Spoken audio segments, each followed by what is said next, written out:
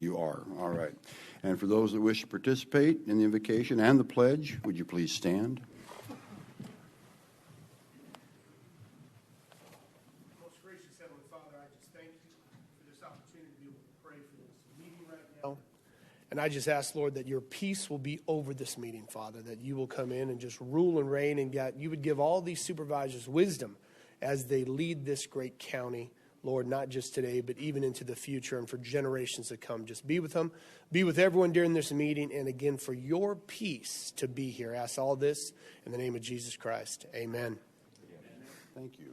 Supervisor Surdy, would you like to lead the I pledge allegiance to the flag of the United States of America and to the republic for which it stands, one nation, under God, indivisible, with liberty and justice for all. Thanks, sir. All right. So, welcome to the Pinal County Board of Supervisors regular meeting. This is October 26, 2022. It is 9:31. We're in session. First, we'll have a discussion about the 2022 Pinal County primary election handling, and follow up by staff. And Ms. Ross, you are up. Good morning, Chairman, Vice Chair, Supervisors, and staff. Virginia Ross, Elections Director. So, we'll be talking about the 2022 general election handling and preparations going forward. This week, we have received and tested enhanced Wi-Fi devices that go to the poll with the poll pads. We took them out into the rural areas to make sure we're going to be getting a signal, and they seem to be working quite well. I know that was a problem during the primary, so I believe we have addressed for the rural areas where their bandwidth may not be as strong as other parts of the county. So that looks to be going well. Tomorrow is the last day for poll worker training, and we will add a third midday class because there are people who missed their assigned training and were kind of showing up here at the last minute. So we are going to have that third class tomorrow. It is the last day, and that training will be in Coolidge. Continuing to work to stock our poll place cages with supplies. We have, at this point, received all of our printed materials and the extra cheat sheets and things that we put together for the polls. And sample ballots have gone out, and those are mailed to voters who vote at polls on Election Day. We have received so far about 33,000 early ballots transferred from the recorder's office. Continuing to process those, early board is working. We're pretty much working from 7 in the morning till about 6, 7 o'clock at night, 6 days a week going forward for the next 3 weeks. And we want to remind everyone to please return both cards of your ballot. And with that, I will take any questions. Thank you. Let's not use cheat sheet when we talk about just because, kind of like fixing the election. Anybody have any questions? Yes. Supervisor Kavanaugh. Thank you, Mr. Chairman. Last week, or a week or so ago, we discussed the staffing. Is each polling location fully staffed with volunteers and backup employees?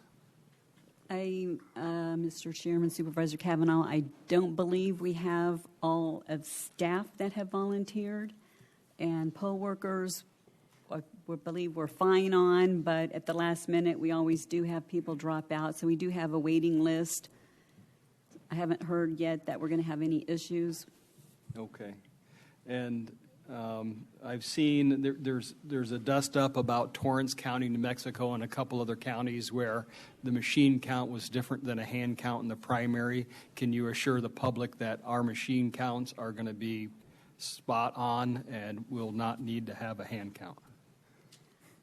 Supervisor McClure, Chairman McClure, Supervisor Kavanaugh, there is a sample hand count that is prescribed by statute that occurs the day after the election. And so that consists of what, 2%? Can you explain? There's more people here today. You made an explanation, or the Right. consultant made an explanation last week. Could you abbreviate that for the citizens today? Yes, Chairman McClure, Supervisor Kavanaugh, there is a 2% For Pinal County, that would be 2 precincts, and there is prescribed that you have to hand count a congressional race, a legislative race, a county race, and that those hand counts are, we do have the hand count board. I believe we're missing 1 Democrat, and I talked to the party chair this morning, emailed with her, and she's still looking for that 4th person. And so once the sample, the ballots are run through the machine and we count that sample, if that sample is different than the machine count, what happens? Thank you, Chairman McClure, Supervisor Kavanaugh. There is a small allowable error. I don't think it's very much, but then at the point they go back, they recount it again. If it still has a difference, then they expand the hand count to more precincts. Okay. And it may be a question for Mr. Volkmer, but under the law, is there a provision that prohibits the Board of Supervisors to ask for a hand count? Chairman McClure, Supervisor Kavanaugh, I'm not sure if you're talking about a different hand count than the one I just spoke of. Yes, if that's the case, I will defer that to the county attorney to talk about. Okay. And finally, Mr. Chairman, I would simply ask, this is such an important issue, and it's your discretion to offer an opportunity for public comment. I would ask that you do that for this particular item. I'm sure there'll be some public comment coming along here in a while. I see it in the cards. But Mr. Volkmer is going to answer a few questions here. Thank you, Ms. Any Ross. more questions for me? I don't think so. Thank you.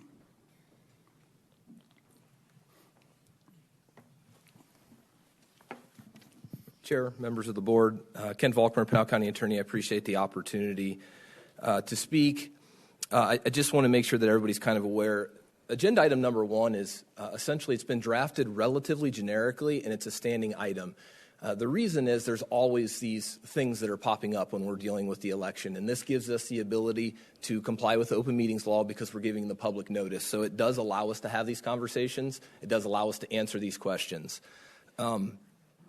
This board, I believe, was provided a letter by Arizona Corporation Commissioner Jim O'Connor, and then at least me. I would assume that you received the same, about 120 follow-up emails sort of Saturday and Sunday.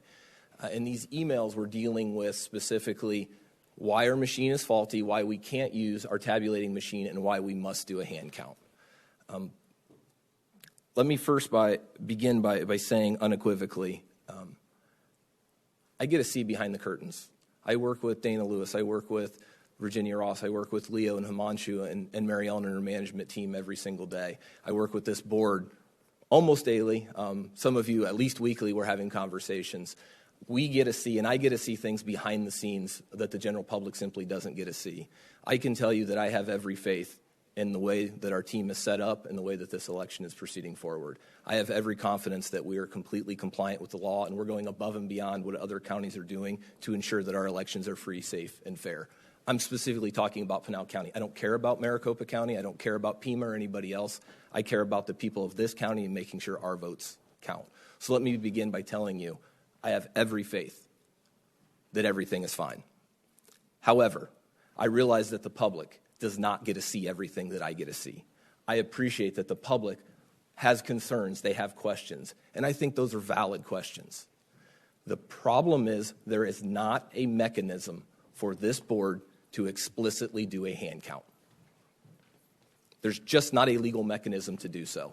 You know, my friend and my colleague, Brian McIntyre, spoke at the Co-Chiefs Board of Supervisors meeting just earlier this week on Monday. And he said something that I think is, while we all know it, I think it bears repeating. And that is, we as Americans, we as U.S. citizens, residents of Arizona, we're allowed to do whatever the heck we want to do as long as it's not prohibited in statute. So we can walk down the road, we can do whatever we want. As long as it has not been criminalized, we're given the authority to do what we want. That is not the case with government and government actors. Government and government actors are a creature of statute. We can only do what we're constitutionally permitted to do and what the statutes allow us to do, or what is reasonably necessary to comply with those statutes. We can all sit and say that we need to do this, that the people need this, but if the statutes do not give us the authority, we cannot do it. Cochise County on Monday voted to do a hand count. Their board, they have a 3-member board, they had 2 members and said, we're doing a 100% across-the-board hand count. Since that has occurred, Representative Joel John has filed an inquiry with the AG's office. That inquiry requires that the AG do an investigation to determine whether the action that the county took is legal. If the AG determines that the county the action took was not legal, the penalty for that violation of law is to forfeit the entirety of our state shared revenue. For Pinal County specifically, it's about $72 million. That is what our yearly state shared revenue is. And thank you, Ms. Woods, for providing that information to me just this morning. Also, the Secretary of State's office has given them till 5 o'clock today to make a determination of are they actually going to do the hand count or are they just reserving the right? Because if they're going to, then there's going to be a lawsuit.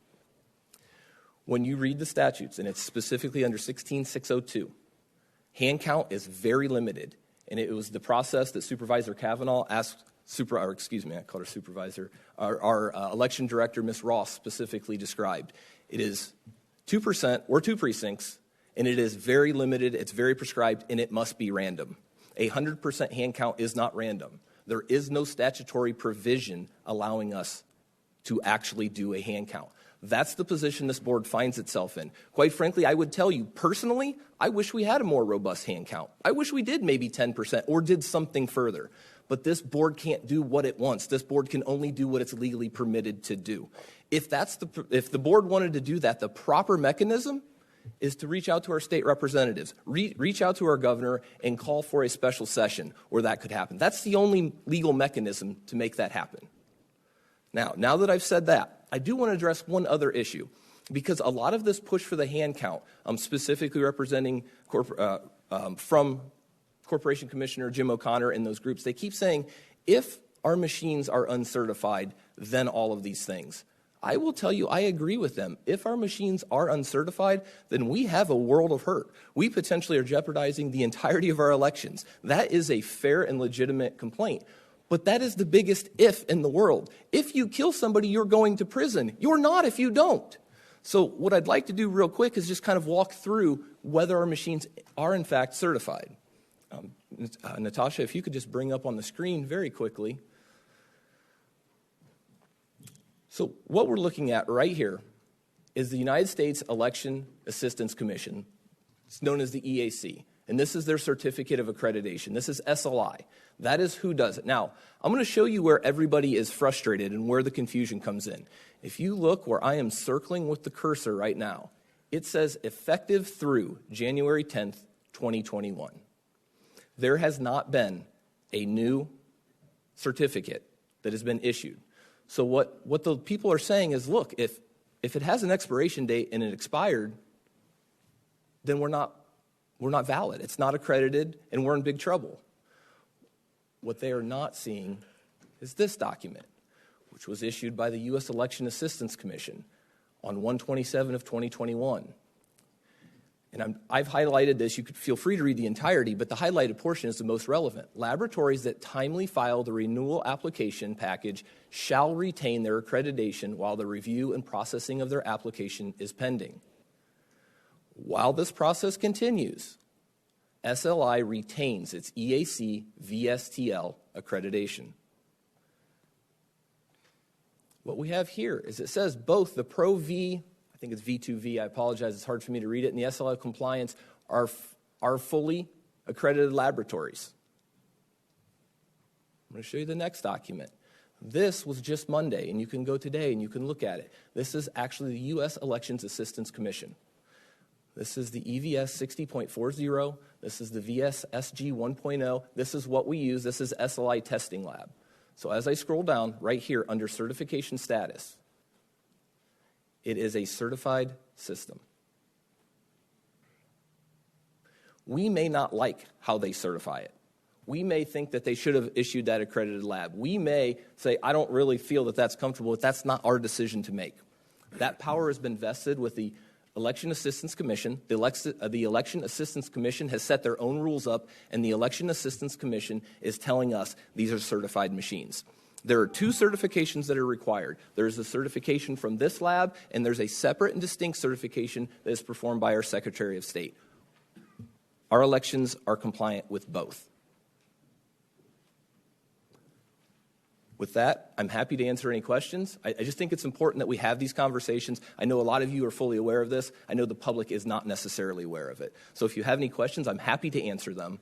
But I think it's important that we have these conversations. I would also encourage you to continue having this agenda item until we're done. And I would even do it after the election so we can continue to report and answer these questions as they come up. Because I'm here to validate. The public's concern is legitimate. I understand where they're at. They don't get the information that we get on a daily basis. And I think it's important, and I thank this board for sharing with them the information that you receive through us, through Ms. Ross, through our recorder, Dana Lewis. And with that, does anybody have any questions? Thank you, Mr. Volkner. Any questions? Supervisor Surtee. When you first started, you were quoting ARS saying it's actually illegal to do a hand count. So you're telling me that the legislature actually put through a bill mandating it be voting machines. How long ago did it happen? 5, 10, 20 years ago? Because if you go back 30, 40, 50 years ago, there weren't machines and everything had to be hand counted. So, of course, they can be hand counted. They've done it in the past, and the population's maybe doubled. So that's actually a law, and they sat down and they wrote a law saying you cannot count by hand. Chair, Vice Chair, that's an excellent question. Elections are a creature of statute.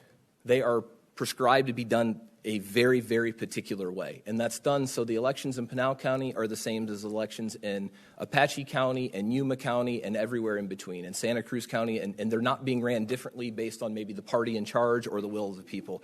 They are statutorily prescribed, and this is the only way they can be done. The legislature gives us, if we're bowling, think of a bowling analogy, the gutters, and you have to stay within those lines. But it is very, very tight line, and then we use the election procedural manual, the 2019 specifically election procedural manual that's signed off by our Secretary of State, our Attorney General, and our Governor, and that gives us the sort of specific details that are within there. When we are told how to do these elections, we're only given the power and the authority specifically authorized in the statute. And in the statute that I referenced, 16602, it says hand count is only permissible under this very limited circumstance. And it's mandated, but it's a very small, and that was actually a negotiation that occurred. You asked when.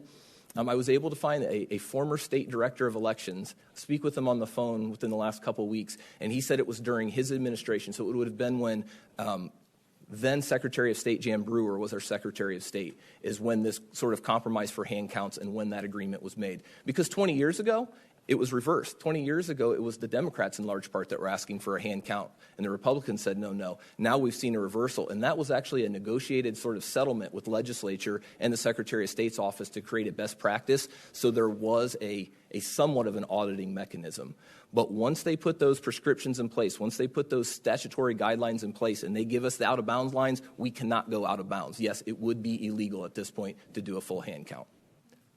So the Secretary of State wrote this, not the legislature? 16602 was written by the legislature. Okay. That the Secretary of State does not have the ability to craft or create ARS. They can interpret the ARS statutes, right, and that's what the procedural manual is, but this was our state legislature that created that specific provision. Okay, thank you.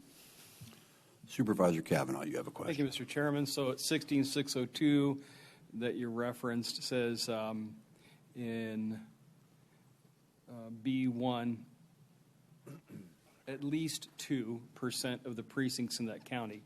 So, or 2 precincts, whichever is greater. So more than 2% could be counted if the 2 precincts were 2 of the largest precincts perhaps in the county.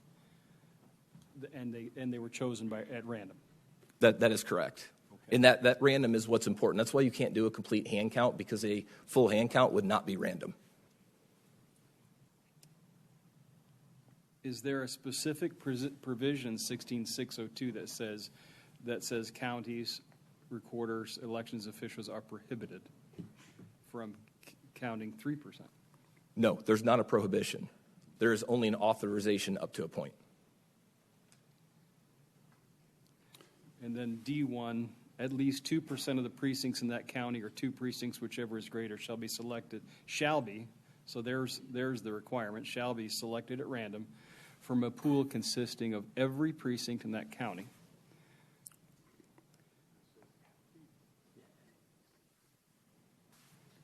So I've sort of reviewed this each time a citizen brings up an issue, looking for the opportunity that we could follow the citizen requests and conduct a hand count. In fact, our team authored an opportunity for an expanded hand count, but I don't see that is available to us here. So if the elections director found that the count was off between the machine count and the hand count, what's the remedy? Count again? We can't say, look, let's count another precinct.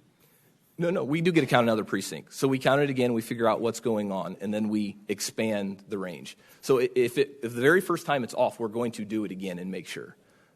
What we know, and this is the reality, people get frustrated by this, but people are more subject to error than humans. Now, for the machine to miscalculate, would I say that wrong? People and humans, yeah. People are, More subject to error, sorry. Than People are more subject to error than machines are. Machines can be misprogrammed, but they're going to do exactly as they're programmed. Whereas people are subject, you get tired eyes, you get up, you mismark something. Think, you're making tallies and somebody interrupts. I do it to my kids all the time when they're counting. I throw random numbers out just to distract them, and they get mad at me and throw their socks at me. And so, human minds are subject to failure. So what happens is if there's a miscount the first time, we redo it again to see. And then if it continues to be, then we expand to a greater number of precincts to see, is this systemic and what's going on. At some point, if they continue not to match up, I don't know what the remedy is. Quite frankly, we would probably go to the court at that point and likely ask for a full hand count or something else. We would have to essentially come back to the board and say, board, these numbers are not matching up. That's never happened before. So there is not a prescriptive, hey, this is what we're going to do in statute that I'm aware of or that our team has specifically discussed. We've talked about a lot of what ifs. That's not one of them. And in 16602, we said we move to a greater number of precincts if the initial 2% is off. Where is the provision in 16602 or elsewhere that allows for that? And while you're looking that up, I believe Mr. Nelson brought it up last week that when you do a hand count that they go through and a judge, if you will, is sitting there with a prescribed amount of ballots. And when they count through, if it's incorrect, he says, no, you're wrong, do it again. Chair, Supervisor Kavanaugh, it begins in C, as in Charlie, and then D as in dog in 602. If the randomly selected races result in a difference in any race that is less than the designated margin of error, that is what you keep changing your name on me, Virginia. So what Ms. Ross told me in her role, Ms. Ross indicated that there is a small margin of error that is acceptable. If it falls outside of that smaller margin, then you have the expanded count. And then D talks about in an expanded count of randomly selected precincts. So it is still random, though. It is not, okay, it screwed up once, we're going to hand count everything. Because we still have statutory timelines, requirements to be met. Just to kind of put this into perspective, Coach East was estimating it'd be at least 100 people for them to do the entire hand count because you have to work in pairs. We would probably need north of 500 just based on our relative respective sizes of the various counties. And as Mr. Nelson had indicated, we don't have sufficient space. If we had to do this, we would be in a bad spot. We would come back to this board. This board would be intimately involved in giving direction. Ultimately, the elections director answers to our county manager, who answers to you. So ultimately, this direction would come from you, and we would have to come back. If that circumstance were to occur, we would have to try and designate locations. Again, this is not a doomsday scenario that we have actively prepared for. It doesn't mean that we can't, and if we were to get any whiff of this happening, we would potentially start coming back together and working to give you that answer. Thank you. And finally, under C, it does say that if an error occurs in the first where the error is greater than the margin, the hand count should be expanded to include a total of twice the original number of randomly selected precincts. So presumably, that would resolve the error in count. As long as it's not a systemic problem, yes. But again, we have no reason to believe that there's a systemic error because we have the national certification and accreditation, and then we also have the LNA that the Secretary of State's office comes in. We have their verification and validation as well, where they run sample ballots and say, hey, is this reporting what we're actually filling out? And that's part of the process. So again, there's been no suggestion, no indication that we're going to run into any of those issues. Our LNA has been good, and we did a more robust LNA this time because of the errors that we made at the primary. And forgive me, I said it was my last comment or question, but in D, if the final hand count should be extended to include the entire jurisdiction for that race, if there is a difference in any race that's equal or greater to the designated margin when compared to the electronic tabulation. So what D is saying, if I understand it, is if there's the problem that exceeds the margin of error of the allowable, then, and these other procedures are followed, the hand count shall be extended to include the entire jurisdiction for that race. Correct. Okay. So if they don't match up the first time, we rerun them, they still don't match up, we expand and they're still outside that margin of error, then that requires a hand count just for that race, but every person. So think, for example, maybe one of our state legislators. They're in multiple counties. They involve multiple jurisdictions. So we would be pulling every one of those and hand counting just that individual race. Okay. It does not give us the authority to recount everything. And it looks like I might be being corrected here. Okay. Just a quick question, because we talk about margin of error. Is it possible to quantify that margin of error? I believe there's on D, was it K1, it talks about a vote count verification committee should meet and establish one or more designated margins to be used by the reviewing hand count votes. So that is determined under the statute too. Under subsection K4, it talks about that. But I was coming up here mainly to address Supervisor Surtees' question. He asked about authorization for the voting machines.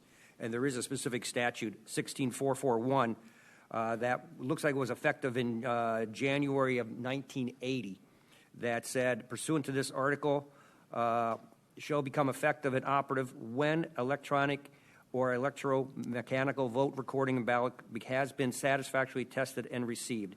And there was a precursor to that talked about the lever voting. If you remember, we used to have the levers to pull, and that statute was repealed. So this is essentially the replacement, and it looks like it took place in around 1980. Okay, thanks again. All right, thank you. Any other questions? And I think, did they answer yours about the specific margin? Did I miss that under? He did say that, but if you could. So under K4, a committee makes that determination. So they determine what is appropriate. I don't know that. I don't know that percentage. I don't believe that has been determined yet. At least I've not been made aware of it, but I know it is very, very small. The committee of the Illuminati, who would be the committee?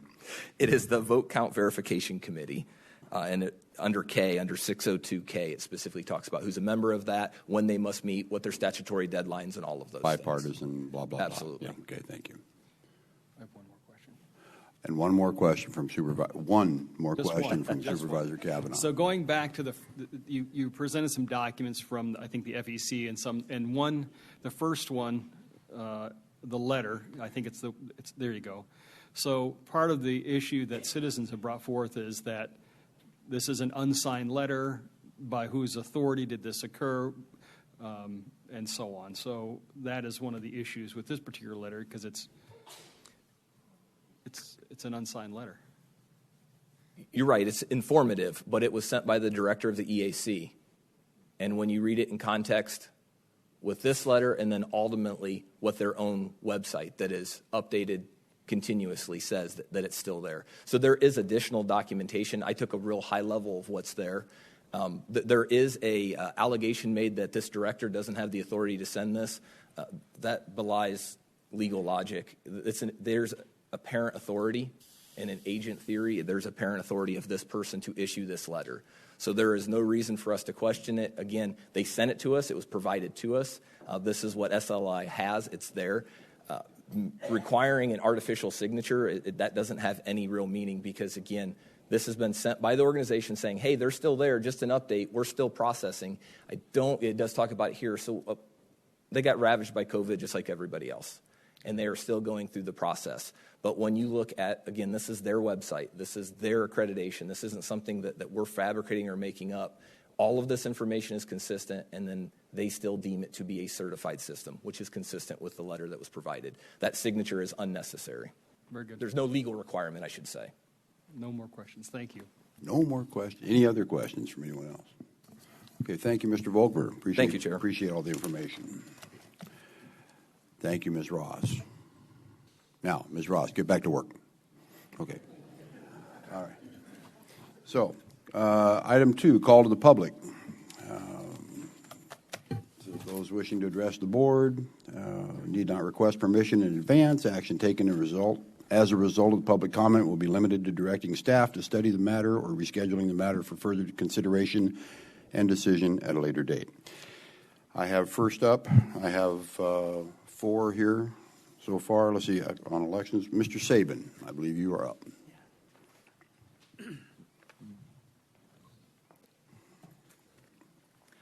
Hi, Pete Sabin, unincorporated Marana.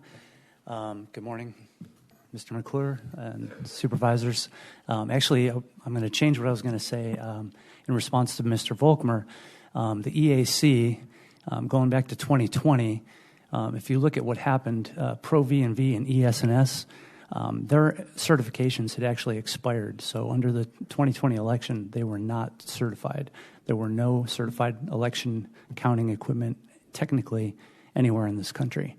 And they hastily put together that January 2021 memo after it was pointed out by some people that happened to notice that on their website. So the EAC is, as far as I'm concerned, not really a trustworthy organization.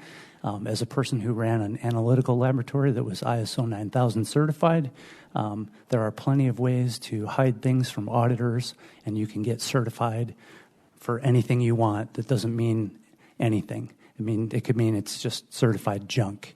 And so, and the other problem is that these companies that have these certifications are owned by the same people that,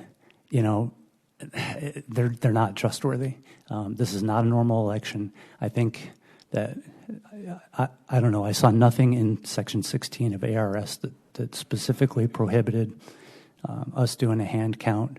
Call it an audit, call it whatever you want, say it's an emergency, say our country's at risk, but we need to do something. I'm looking at Maricopa right now. In Mesa, the ballot boxes are being watched by patriotic Americans who are trying to prevent the kind of ballot trafficking and fraud that was seen in 2000 Mules, and they're there nightly, and they're being harassed by Antifa. I think we're at war. We're at war with leftist communists that are trying to destroy this country, and we need to take extraordinary measures. So I will be praying for all of you gentlemen to find the strength and the courage to do what I think needs to be done. I think we need to fight lawfare with lawfare, and call it an audit, call it whatever you want to do, but we can do something, I'm sure, and you'll have plenty of volunteers from all over the county that would be happy to come help hand count if need be. Thank you. Thank you, Mr. Sabin. All right, Shirley Carter.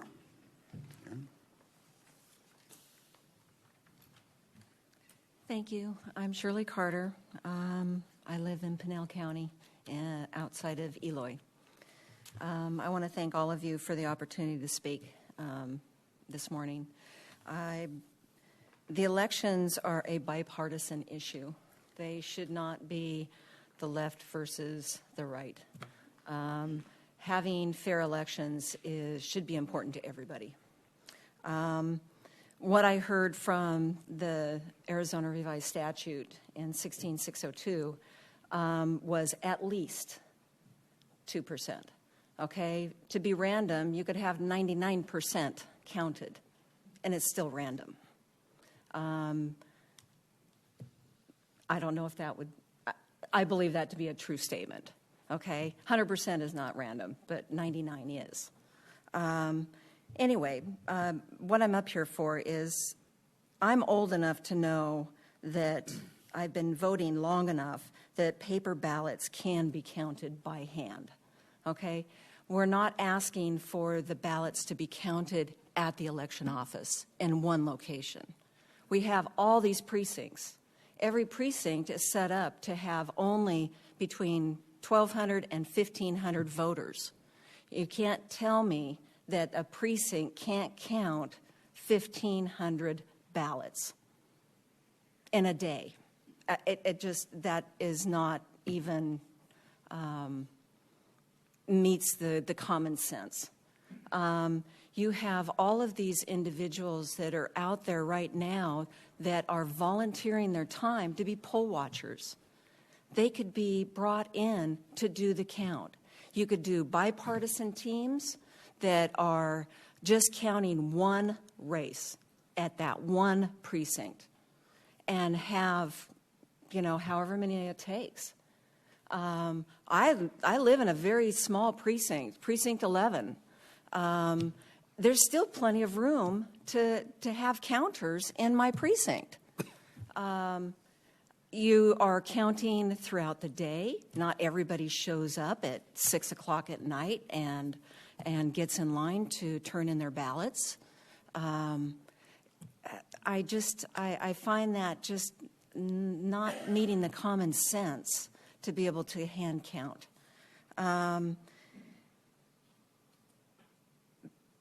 I think that's pretty much all I have to say, but I think it would save the county a lot of money by not having all of these different locations running through the process. I think we would have a more secure election if people were presenting their ID at the time of vote. One day elections, that's what we need. Thank you very much. Okay, thank you for your time. All right. Next, we have Mr. Coward.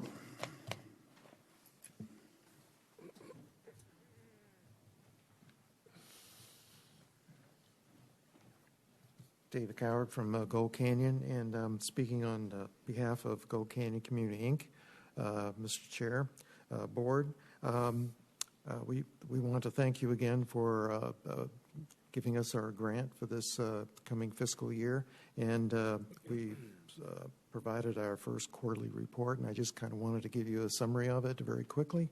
You may know that from the beginning of the year, our main focus was on a study by ASU. It was supposed to be done by May, and that has been delayed, so that kind of put us back on our community planning type stuff. But we did get a draft of the report, and it did kind of verify the surveying we've been doing of the community, and we're able to work with it. And we've met with the county staff to review the draft report, and we are currently working on our community plan, which we'll come back to you at a later time. In the meantime, though, we've been working on some things within the community. We have a team that are looking at the existing trail system in Gold Canyon. If you're aware of all the HOAs around there, they have their internal trails, and what we're trying to do is integrate that so we have some connectivity within the community. That's one of the things we want to do to help build community, is have that connectivity between the various elements of the community. So we're working that. Another item that came up on our survey last year, we asked for the top priorities of the community. Number 2 was dark skies. A lot of people like living in our area because of the darkness of the skies. There's a lot of people in amateur astronomers out there and that kind of thing. So what we took on is we're putting out a initiative with the International Dark Sky Community to create a dark sky reserve, not just for Pinal County, but we thought we'd expand it out through part of the county. We've had some meetings with Supervisor Surtery and some of the staff. We've also met with the surrounding communities. That's what we've been doing recently. The town of Superior gave us a resolution in support. Apache Junction is very supportive of us, and some of the other entities in that area. So we're working on that issue. That's going to be a 3 to 4 year project. That's on our agenda for right now. And we continue to work some of the transportation issues in our area. And we're also working with the Arizona Water Department, or the water company. If you're aware, the communities of Superior, Coolidge, and Casa Grande have a water conservation program, and we are modeling our program in Gold Canyon on that too, and we're having our rollout of that on November 5th. So it's kind of an update of what we're doing. So thank you again. Thank you, Mr. Coward. Okay, next, Mr. Reck, you are up, sir. Should have had you in the batter's box swinging, but you know. Okay. I'm Noel Reck from Casa Grande. At the last meeting and today, speakers are asking the board to entertain the idea of utilizing hand counts in the 2022 and 2024 election. Similarly, this idea was recently floated to the Cochise County Board of Supervisors. The Cochise Board voted Monday to approve the idea for November's midterms. Apparently, they may have had a change of heart as they have scheduled an emergency meeting today to reconsider that vote. That change of heart may reflect Republican board members coming to their senses regarding the impracticality of a hand count in terms of time, monetary costs, human error, and most importantly, illegality under Arizona law, as has been stated by County Attorney Volkmer, the Cochise County Attorney's Office, the State Legislative Council, the State Elections Director, and the Secretary of State. There is no need for impractical hand counts in Arizona, as our elections have been free and fair. Under the leadership of Virginia Ross, the problems Pinal County experienced have been fixed, and the election process is back on track, according to elections expert Brad Nelson. With that in mind, I urge the board to disregard the calls for hand counts and instead focus on the immediate threats to voters, election workers, drop box locations, polling places, the totality of the election process itself, the so-called election vigilantes. Some armed and dressed in military garb, egged on by election deniers, proponents of the big lies such as Kerry Lake, Mark Fincham, and Aid Hamaday. These vigilantes have engaged in voter intimidation in other areas of the state. This board must take every action possible to maintain the safety of all involved should these tactics be employed in Pinal County. The citizens of Pinal County are counting on you to provide a free, fair, and safe election. Now for some items of praise.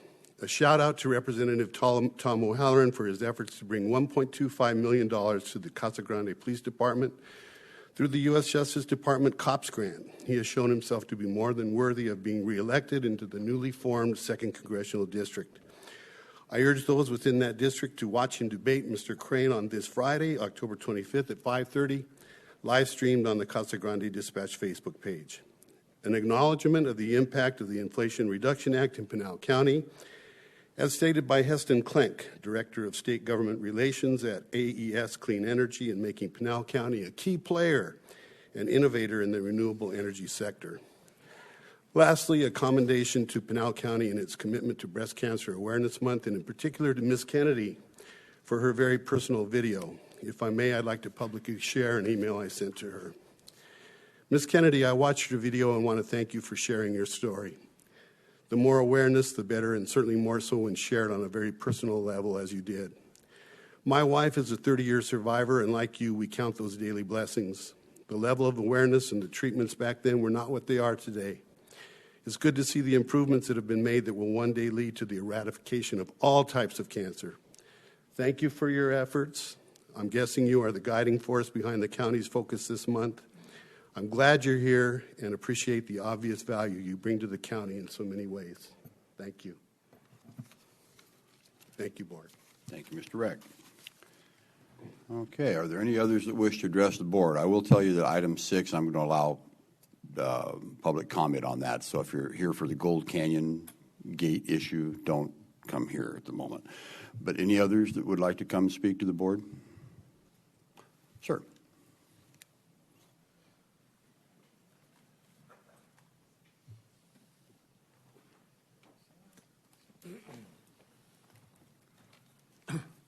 Good morning, everybody.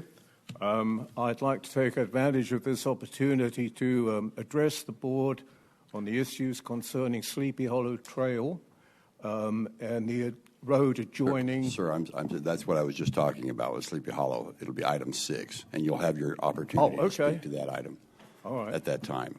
Okay, I'm sorry I didn't. That's okay. I wasn't clear enough. Thank you. All right. Are there any others that wish to come before the board? Seeing none. All right, we will move. I'm sorry, Mr. Reveles. I'm being too quick.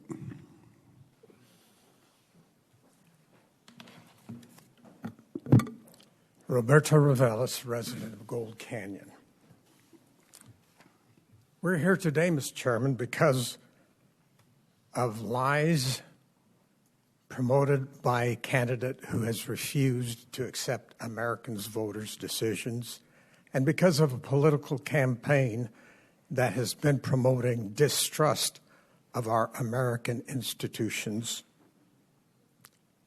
Thankfully, we've heard this morning a reassuring report and review regarding the election department's process moving forward for the general election. However, what we have not heard is what is the county sheriff's process going forward. After all, he is the leader of the disarmingly named Protect America Now, whose major project is Operation Drop Box, a call for vigilante surveillance of ballot drop boxes, and the same person is the nationally recognized promoter of True the Vote, dedicated to undoing the certified results of the 2020 presidential election. Clearly, Operation Drop Box is underway. Armed vigilante activity in Mesa is now being investigated by the U.S. Justice Department and the FBI at the request of the Secretary of State and Maricopa County officials. Also, a few days ago, in a different instance, Attorney General Mark Brenovich has requested the FBI and the Internal Revenue Service to investigate True the Vote for refusing to cooperate with Arizona's investigators and for failing to produce its claimed evidence of 2020 election fraud depicted in 2,000 mules. Can the county reassure the public that our Pinal County ballot drop boxes are not being threatened by Sheriff Lamb's True the Vote? Can the county reassure us that the process of administering the election and its results thereafter does not involve Pinal County Sheriff Mark Lamb? Why do I say this? Because Mark Lamb's integrity has been compromised by his national activities I've just referred to. Mr. Chairman, please clarify the Sheriff Lamb's involvement in administering our elections. Otherwise, we're left to wonder how confident can we be relying on the after-action report we've just heard. A challenge created not by a doubting public, but by the actions of the county sheriff, whose nefarious actions over the past 2 years have clearly compromised his personal integrity and that of the entire office he heads. Truth must prevail, Mr. Chairman. By the way, with all the investigations underway, it's opportune time for the sheriff and his support staff to receive legal concerns about retention of records. Thank you, Mr. Chairman. Thank you, Mr. Reveles.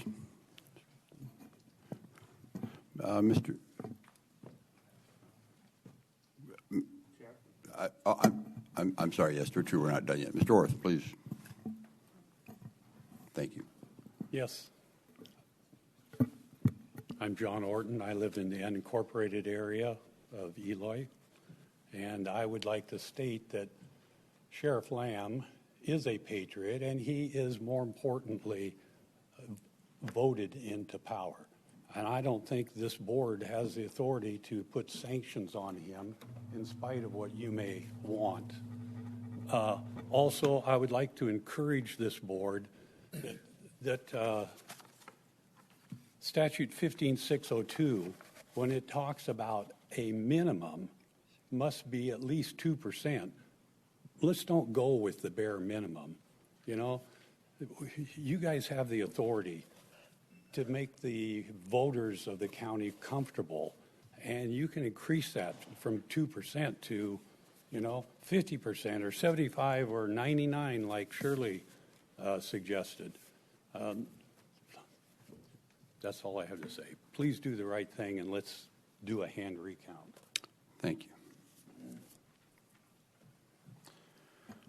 Okay. Any others that wish to address the board? Seeing none. Going once, going twice, 3 times. That's it. We'll move on to item 3, presentation of certificates of service for employees 2025 and 30 years. Mr. Liu. Good morning, Mr. Chairman. Mr. Rivales.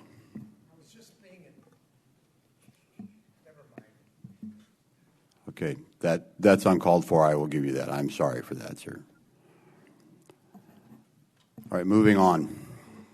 Item number 3, Mr. Liu. Thank you, Mr. Chairman. We have the privilege of honoring 6 of our employees today for their years of service. The first one we have is from IT, and it's Jason Cantrell, and he started back in 2002, was hired on as a telecom technician, and he is currently holding the position of Deputy Director for Information Technology. So thank you, Jason, and Robert, I don't know if you or Jason want to say a few words.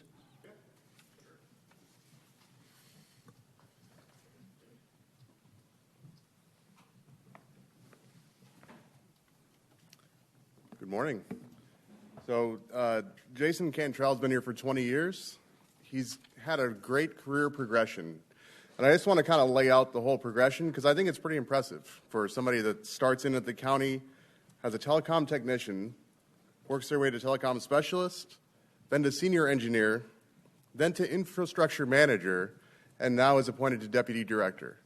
He's a perfect example of career progression within the county.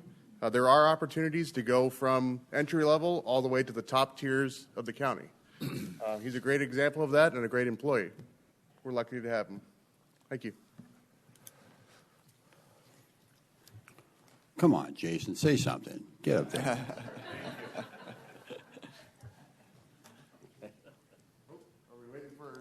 Oh, we'll do pictures at the end. We'll get them. The next group we have are actually all from Pinal County Sheriff's Office, and there are 5. I'm not sure who all is present and who may not be, but I'll go ahead and go through the list, and everyone who's here, please feel free to come up and speak if you wish. First is Jason Villegas, and he's been here since 1997, was originally hired as a detention officer, and is currently serving as a captain. He's been here 25 years. Thank you, Jason.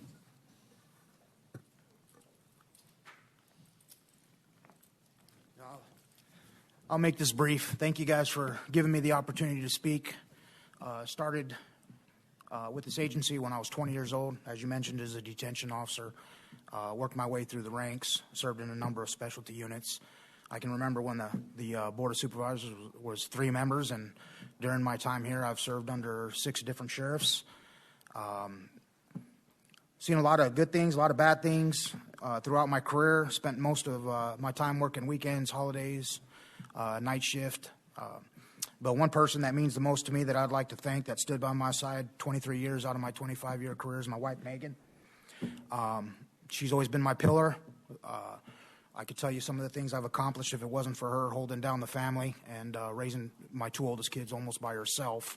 I wouldn't be where I'm at today. So thank you, Megan. I love you very much, and thank you guys for the opportunity to speak. Thank you.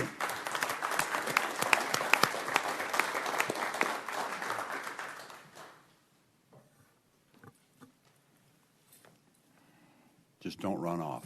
We're going to get it. Next, we have James Valdez, who has been a deputy sheriff serving with us for 25 years. Is Mr. Valdez with us today? Thank you, James. And the next we have Bertha Duarte, with the Sheriff's Office, who was hired back in 1997 as an administrative clerk and is currently serving as an administrative assistant senior. He's been serving for 25 years. And is Bertha with us today? Hi, Bertha. Thank you. Oh, come on.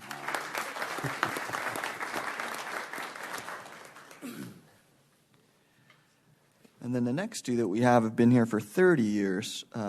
Philip LeBlanc was hired back as a deputy sheriff back in 1992 and is currently serving as a sergeant. Is Mr. LeBlanc with us today? Thank you, sir.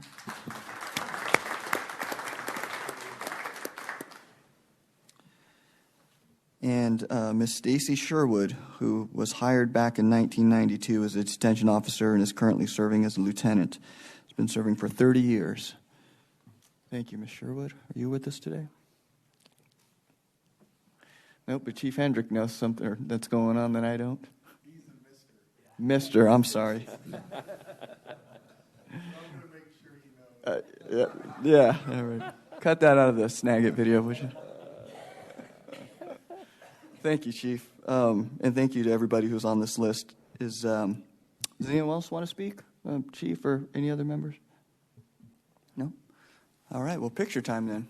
Thank you all. Come on down, get your stuff. Let's get some pictures.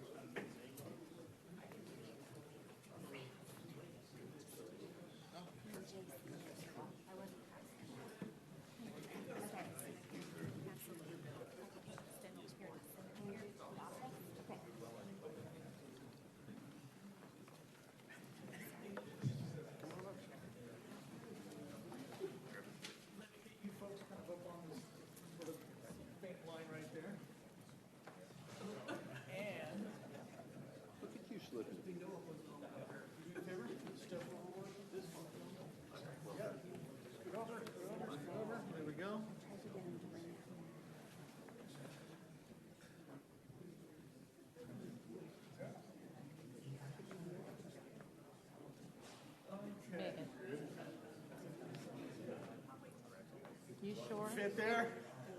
Keep the rose between two thorns.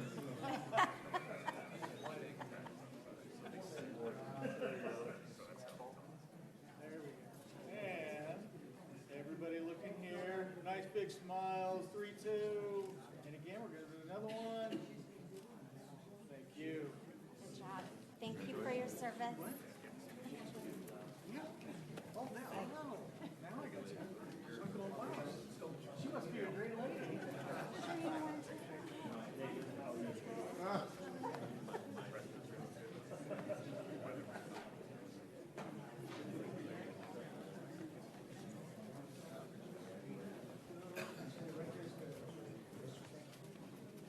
Thanks, Robert.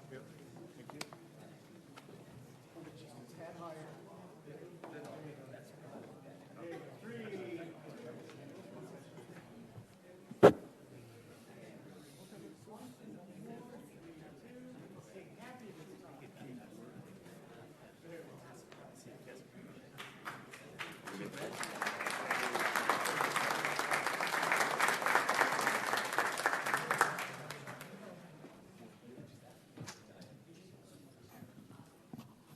Okay.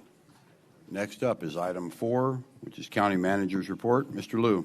Mr. Chairman, just wanted to let you know, Ms. Kennedy, Mr. Keller, myself, and our consultant, Mr. Condiff, have been working on the rules of governance and for this meeting and decorum and call to the public. And so we're working on a good second draft, and so we should have something to you next month for you to consider and get feedback and vote on.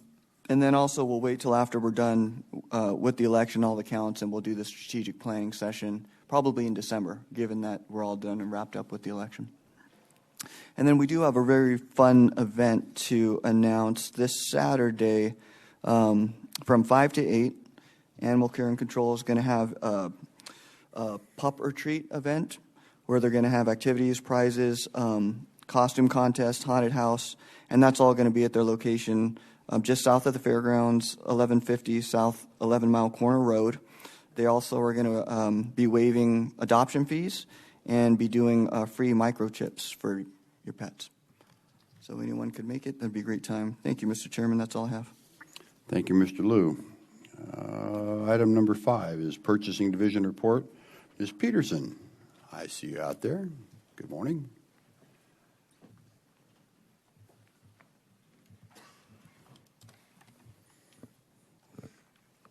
Good morning, Mr. Chairman, Vice Chair, and members of the board.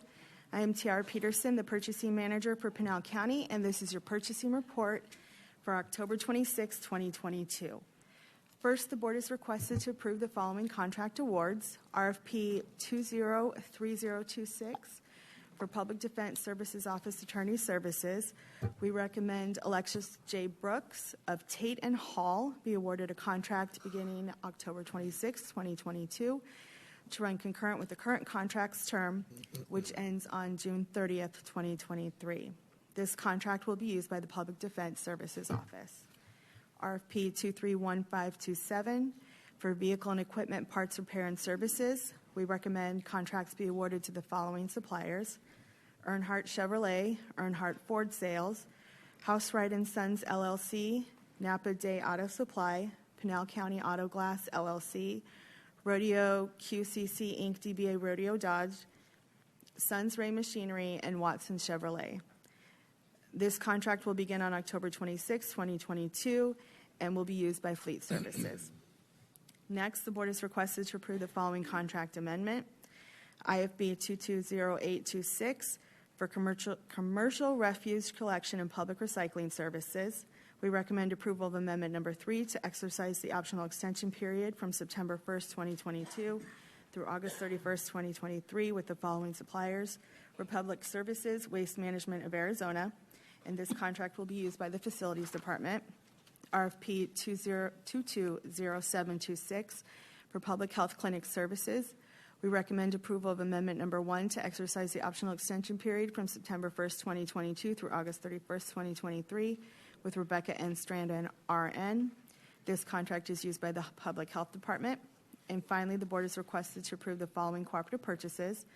PO number 247412 with Wex Bank, the change amount of $500,999 for a new total of $725,999 for light-duty fuel, and this is used by Public Works and Fleet Services.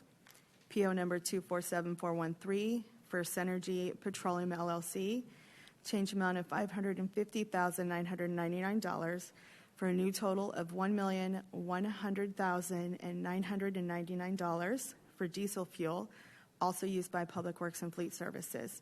And that concludes your Purchasing Division report for October 26, 2022. Thank you, Ms. Peterson. Let's see, are there any questions from the board?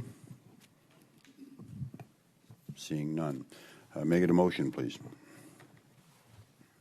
Mr. Chairman, I'll make a motion to approve the Purchasing Division report as presented.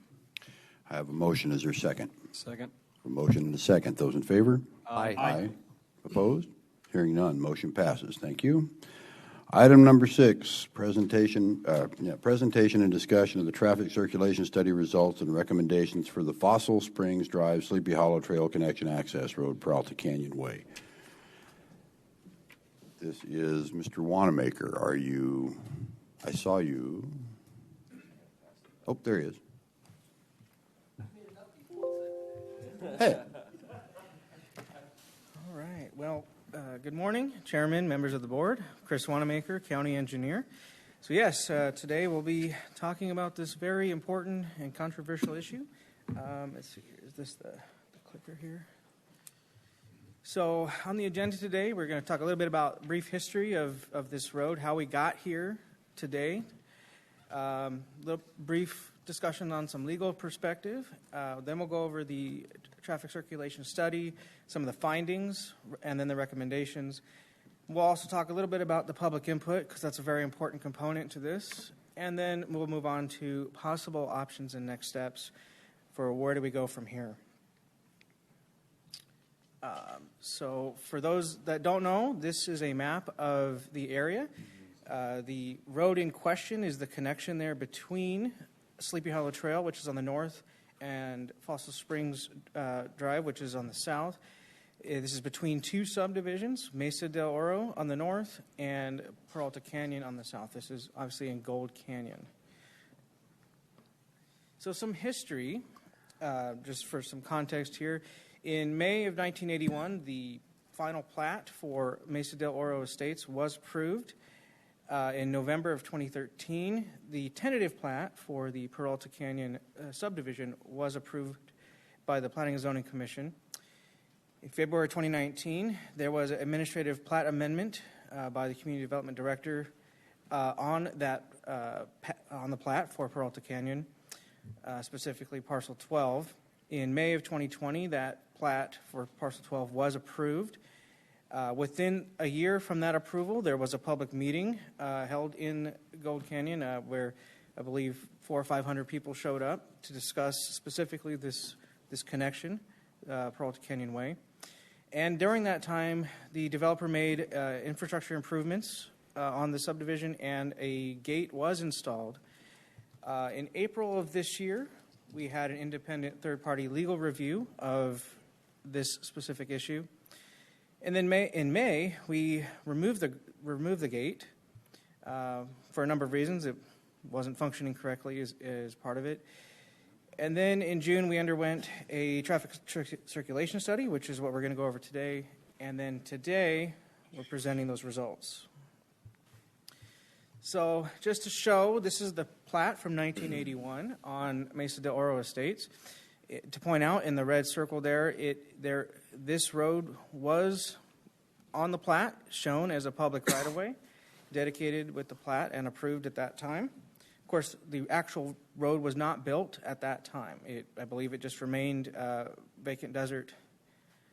And then 2013, this is the tentative plat for Peralta Canyon Way, and you'll notice the road was not there.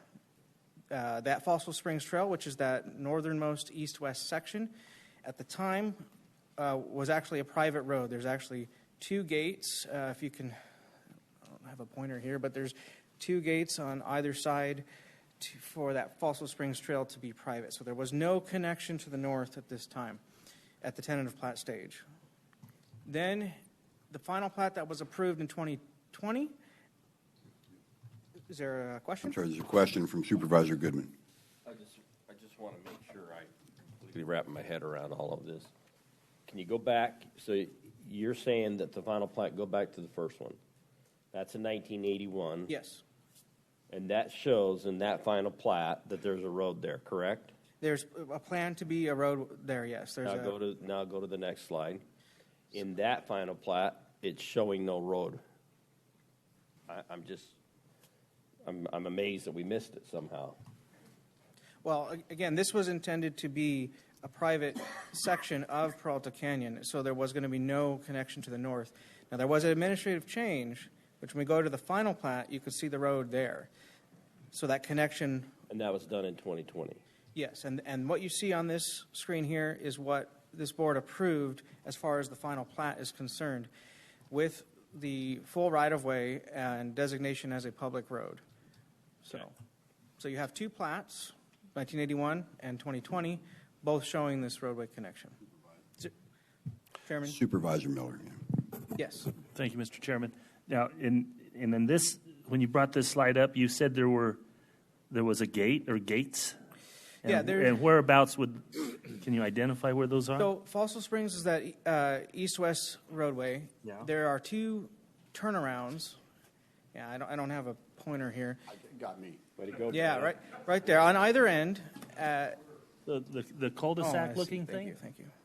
The turnaround? Yeah, right here, right there, if you can see the cursor, and then right here, there's a turnaround, and these two locations with this configuration was intended to be gated because this road was going to be private. The administrative change was to convert this road into a public road. Those gates are removed. They've added the connection to the north. Now, one thing to point out, even though this road was there on this plat, the improvement plans that accompanied this plat included a gate. So this was on the plans that was approved. And this is what the developer constructed. So Okay. Okay. But Sorry? I mean, that's a public road with a gate. Right, and this was to remain closed for emergency access only. But this is what ended up being constructed out there. And as I said, the gate did not really function correctly. It was kind of flimsy, and so we ended up having to remove it because it did not serve the purpose of that time. If I may, Mr. Chairman, I mean, I don't profess to know everything, but it's got to be the first time I've ever heard that there would be a gate on a public road. So we'll talk a little bit more about that later, because when we talk about potential options moving forward, that is a key concern, gates on public roads, but... Never heard of it. Right. So, okay. Okay. Thank you. So from a legal perspective, I'm not an attorney, so I just kind of read some of these things here. Just to point out the obvious, the connection road is a public right-of-way on both plats, and both plats were approved by the board. So cross-access was essentially intended because it is public. The lot purchasers, people who purchased lots in either subdivision, received actual or constructive notice of this dedication and alignment of this future connection. Now, this next point is fairly important. So although unusual, restricting access on a public road is permissible under certain circumstances, such as to control seasonal traffic, peak volumes, or special event traffic. A few examples do exist in the Phoenix metro area. However, these gates were used for emergency access only. And we'll get into that a little more later, but another important point is in a lot of cases, those public roadways were abandoned. So, and then final point, hold on, Mr. Wanamaker. Supervisor Miller. When you say they were abandoned, thank you, Mr. Chairman, they were abandoned after they were public, then they were abandoned, and then they were gates put on it. I don't know the specific process of how that went about, but in the examples that we looked at, the roadway was formerly public, and now it's not, and there's a emergency access gate there. Okay. So we do have our traffic consultant here. When we get to that, we can dive in a little more on those specific examples if you want. Would you like some help from County Attorney Volker? Sure. He tried to give it Just because he's standing there trying to get in. I mean, That's what's okay. happening? The bottom line is this. This was presented to us. There was a decision made that was made a number of years ago to include that gate. 50% of the public was furious with it. 50% thought it was a great idea. We looked at it. We actually said, look, we don't have anybody in-house that has an expertise specifically on this sort of construction law. So we went out and we actually hired outside counsel. Outside counsel came out, and that bottom point is really the most important thing that I can tell you. You guys have broad authority, collectively as the board, to make decisions over public rights of way. But whatever decision that you make, it needs to be rooted in facts, it needs to be rooted in evidence, it needs to be rooted in public safety, and we need to express what decision's being made and the reason behind it. There are legitimate and righteous reasons on both sides, and they're going to get into it. Our traffic study person that provided this traffic study, he was hired, or his organization was hired to give you the information you need to make the reliance. But any decision you made it can't just be you guys just go back and speak in exec session and say this is it and be done with it. It needs to be very clear and very rational why you're doing it, because we're potentially going to see litigation either way. And we need to be in a position where we can describe why we're doing it. There are public safety concerns. There are right-of-way concerns. There's, for example, one of the roads impacted is already over its the ideal amount of traffic. It's already receiving more than ideal amount of traffic. So if you close it off, you could base it on saying, look, we don't want to overburden an already taxed road. That would be a legitimate reason. But whatever decision that you make, it's so vitally important that you articulate it out loud, explain why you're making that decision. And it doesn't necessarily have to be done this very day. But as you're hearing from Chris, as you're hearing from this person, ask questions, because at the end of the day, you get to make the call. There's not, as a legal attorney, I can't tell you this is the right decision, this is the wrong decision. The decision is yours. It just needs to be based in reason. That's the most important part for the legal perspective, I believe. Obviously, if you have any specific questions, I'm happy to answer them, but that's what I really need you to take away from this conversation. And just to be clear, at the end of this day, we are not making a decision because this is merely presentation and information. I didn't remember if it was an agenda item, so I apologize. I'm just making that clear. Thank you. Thank you for the clarification.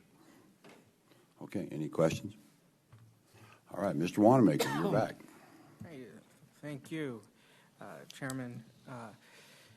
So again, this presentation is more about giving you the information that you need so that you can make the best decision possible about what to do about this road. I'm sorry, can you pull the microphone to, there you go, thank you. Sorry about that. So we hired a third-party professional engineering consulting firm with expertise in neighborhood traffic challenges.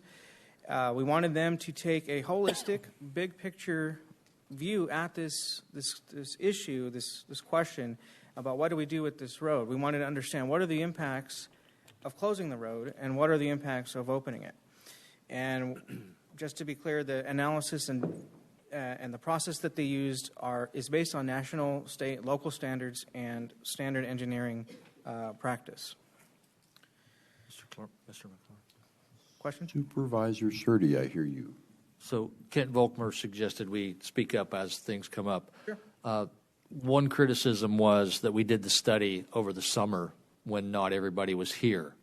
But I would want to point out that the reason we did it ASAP is because we wanted to have a solution going into the winter. If we're just studying it now, then you don't have a solution for later, and then the Renaissance Festival gets here. So I just want to point out that that's why we did do it as soon as possible, to make sure that we have a solution now when it is going to get busy.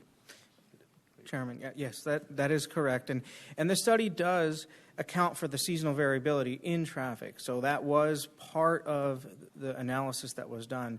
In fact, they looked at future projections based on full built-out conditions. Because if you've been out there, Peralta Canyon is not fully built out yet. There's still homes under construction.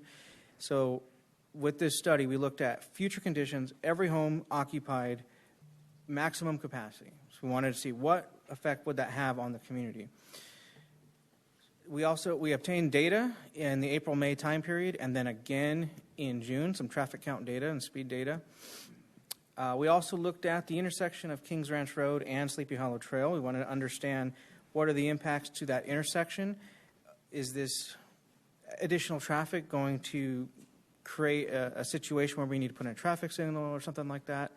We also looked at crash history, sight distance, and other general safety concerns just as part of the study process. So let's get into some of the numbers. So Peralta Canyon Way, the connection between the two subdivisions. The existing traffic volume that we measured was roughly 445 vehicles per day on average. And the existing numbers that we measured in June, which is, we'd expect it to be lower because of the seasonal variation, is 301 vehicles per day. And the projected peak traffic at full build-out was anticipated to be just over 800. So that is an 81% increase in traffic on this connection, which then, of course, leads to an increase on Sleepy Hollow. The table on the right just shows an hour-by-hour breakdown of that 81% increase. Some more information about Sleepy Hollow Trail. We did the crash history review. There were 2 crashes over the 5-year period that we looked at. Both were single vehicle crashes. One was a distracted driver, and the other did involve speeding. Some of the speed data results showed average speeds within 26 or 27 miles an hour. Of course, when we talk about averages, that means there is a percentage of population going over that. This is just for your information. So some of the findings. As I said, the traffic increase is expected to peak at 806 vehicles per day. We did, looking at the intersection of Sleepy Hollow Trail and Kings Ranch Road, a traffic signal is not warranted either today or in the future conditions. We did look at bicyclists and pedestrians, and we found that no dedicated accommodations are needed at this time. So, additional findings. focusing in now on Sleepy Hollow Trail. So, according to the data, the connection carries a range of 650 to 1,850 vehicles per day, and of course, that depends on where you're at on the road. It is 1.6 miles long. With full build-out, that traffic could increase up to 1,000 to 2,200 vehicles per day. Pretty substantial increase. The traffic, and here's an important point, which I'll get into more detail on the next slide here. Traffic volume on Sleepy Hollow Trail exceeds the planning level guidelines for an urban local street. This condition is true even without the traffic added from Peralta Canyon. So this table kind of compares that roadway capacity guideline with the measured and projected traffic volume. So you can see for Sleepy Hollow Trail, which is again an urban local road, 2 lanes, it has a desired capacity of 900 to 1,000 vehicles per day. And when we look at the existing traffic volume that we're seeing, well, with what we measured, we're exceeding that. And at build-out, with the road open, we would be in excess of that as well. Now, if we were to close the road and that traffic were to be removed, obviously traffic would go down. Well, we would still have more traffic on Sleepy Hollow than what is desired for the capacity of that roadway. Now, an important point to make here, too, is looking at Peralta Canyon Drive, which is the main road into the Peralta Canyon community. It's a 4-lane divided urban major collector, and that has a desired capacity of roughly 21,000 vehicles per day. We actually measured the traffic volume on that road last year as part of it. Mr. Wanamaker, Yes, excuse question. me, Supervisor Goodman. Give me a pen or a crayon and a thing, and I can see things a lot better, my wife always says. So, is there, with your information that you're writing there, I mean, I'm not familiar with this area, all right? Can you go to a map and show us exactly what you're Sure. talking about, the 4 lanes, the 2 lanes? And Yes, sorry about kind that. of put that in comparison to with the numbers that you're talking about. So Peralta Road is this main road into the development on the south. And that's 4 lanes. That's 4 lanes. It does taper down to 2 at the northeastern end and then turns into dirt as it heads out to the Peralta Park. But this is the main road to serve this subdivision. It's a 4-lane facility. And again, there's the connection. So people living in Peralta Canyon development here, they either use this connection, then take Sleepy Hollow and go out to Kings Ranch, or they could go down to Peralta Road, go out to the 60, and then go out to wherever they're heading. So does that answer your question? Yes, thank you. Hey, can I just real quick? Supervisor Miller. Sure. Thank you, Mr. Chairman. And then with this map, so this appears to not have any houses in it. Do you have a percentage of homes that are built out in there? Is it 10%, 50%? It's much higher than that. There's about- About 70% build out? Yes, about 70%. Okay. And is there provision for an additional access to that area? So we'll get into that a little bit later, too, but that is part of the recommendations of this study is obviously we need to look at additional connections for this subdivision. So, and I guess I can speak on it now, but, we had one option, which we call Chevelon Trail, which would go from this western edge over here, actually I think it's down here, over to the 60. We had actually filed an application with the Arizona State Land Department to initiate that, but then because of this project and some input from the public, we kind of put that on pause because they kind of had the same concerns about traffic on Chevelon Trail as the folks on Sleepy Hollow do, because Chevelon Trail is a local street with driveways on it, so that is one of their concerns. So we've looked at a number of other options, but there's definitely some challenges with implementing those things and specifically cost and trying to work with future development and state land. But, that is a study recommendation. So are there any other questions? Or I'll go back to the... One more question, Supervisor Miller. Thank you, Mr. Chairman. The triangle there that's state land? Yes. Is somebody's gonna buy that and build houses on it? Yeah, we don't know at this No, point. I know you don't know, but my point is that high potential that can happen. Yes, yeah. Okay. Yeah. I don't want to speculate too much here, but okay. All right, so back here. I think we were on this slide here. So so again, last year we measured traffic volumes on Peralta Road, came up with 2,500 plus or minus vehicles per day. Not a huge number for a road like that. Now, certainly a year later, probably a little bit higher with the additional build-out of the community. But an important thing to know is that the projected build-out volume of that road ranges between 7,000 vehicles per day or 8,000, depending on if this Peralta Canyon Way connection is open or not. And that is significantly less than what the capacity of that roadway is, given the four-lane configuration.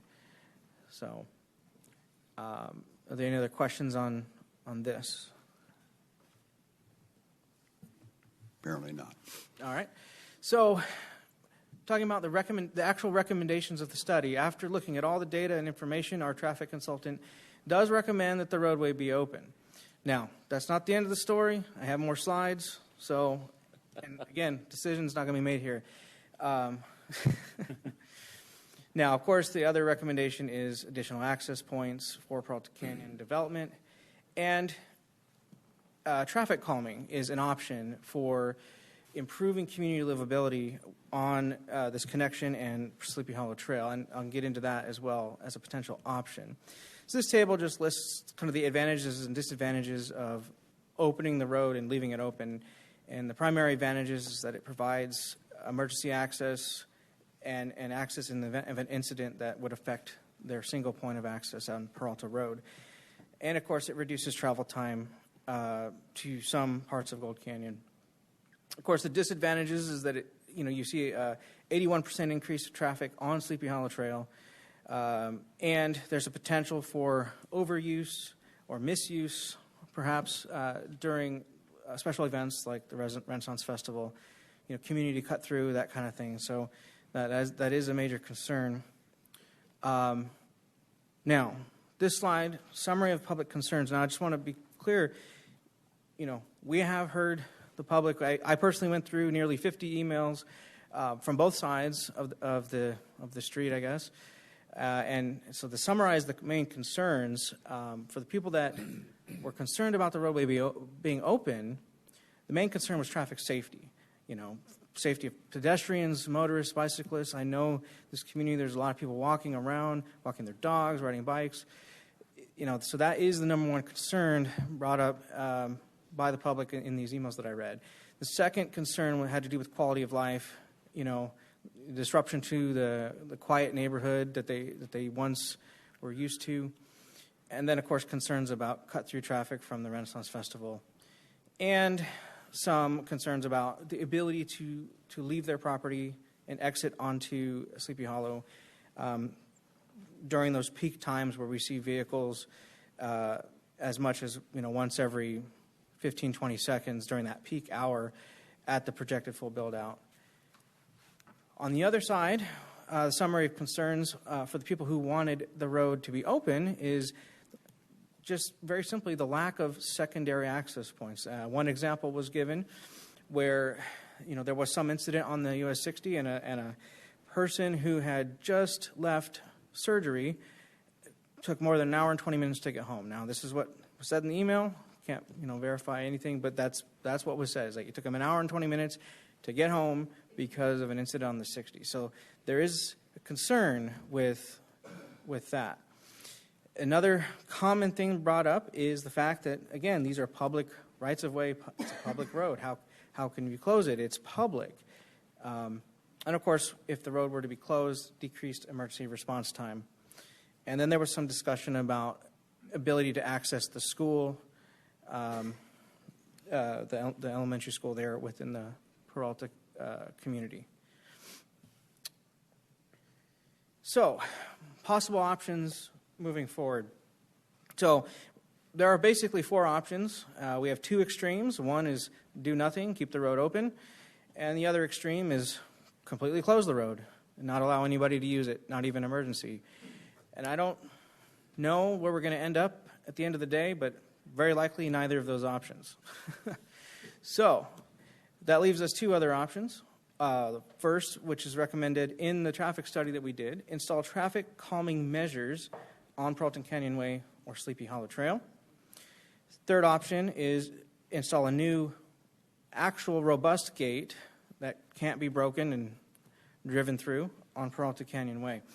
Now, before we move on to talking about these options in more detail, I want to mention that we did meet with the Superstition Fire and Medical District out there to discuss these options with them. We wanted to get their perspective because they are the emergency responder in the area, and they were not in favor of completely closing the road, obviously. But any other options, they were fine with. They did not have any objections to either keeping the road open, traffic calming with some minor caveats to that, or a gate. We also met with Pinal County deputies. Okay, very good. Yeah. So, okay, traffic calming. So, as recommended in the study, we could look at installing 2 speed cushions, which are shown in the photo there, on Peralta Canyon Way that would slow drivers and act as a minor deterrent, because there's a small percentage of the population who will decide not to use that because they don't want to drive over it for whatever reason, whether it's their vehicle or just an inconvenience. It does marginally affect emergency response. As far as fire trucks are concerned, it's not really a big deal. They were okay with this option. Now, another option is to install median islands or chicanes on Peralta Canyon Way or Sleepy Hollow, and I got some examples of that in a moment here. So the median island there on the right would be just kind of an obstruction that would force you to slow down and move to the right. It narrows up the lanes. Now, this is a little concerning for the emergency response because, in fact, they would have to slow down to make their way around it. And the same thing with the chicane on the left there. So, but this is something that could, between these two things and the speed cushions, could be implemented. And in fact, we do have a kind of a draft plan here showing, where they would go. Now, we haven't specifically located where these medians would go because we're kind of on the fence about that. That's something that would require further discussion if we want to implement something like that. Of course, support from the community. We don't want to put these things in front of someone's house if they don't like it, that kind of thing. So we definitely need to involve the community if we're going to implement any of these options. Okay, so other option, installing a gate. So this can be used to control seasonal or special event traffic, as mentioned earlier. It's kind of an all or nothing thing. It's either open and everyone can use it, or closed and no one can use it. As long as it's done that way, it's permissible. Or it can just be closed and emergency access only. Now, another consideration, as you can see in the photo, pedestrian accessibility. So this example, there are gates for pedestrian use. So a gate could be implemented with or without that kind of option. And a gate like this is emergency services compliant. So the fire district gave us their specifications on what they would like to see in a gate. This has a system that the gate would open automatically as soon as they turn the corner, so essentially no delay.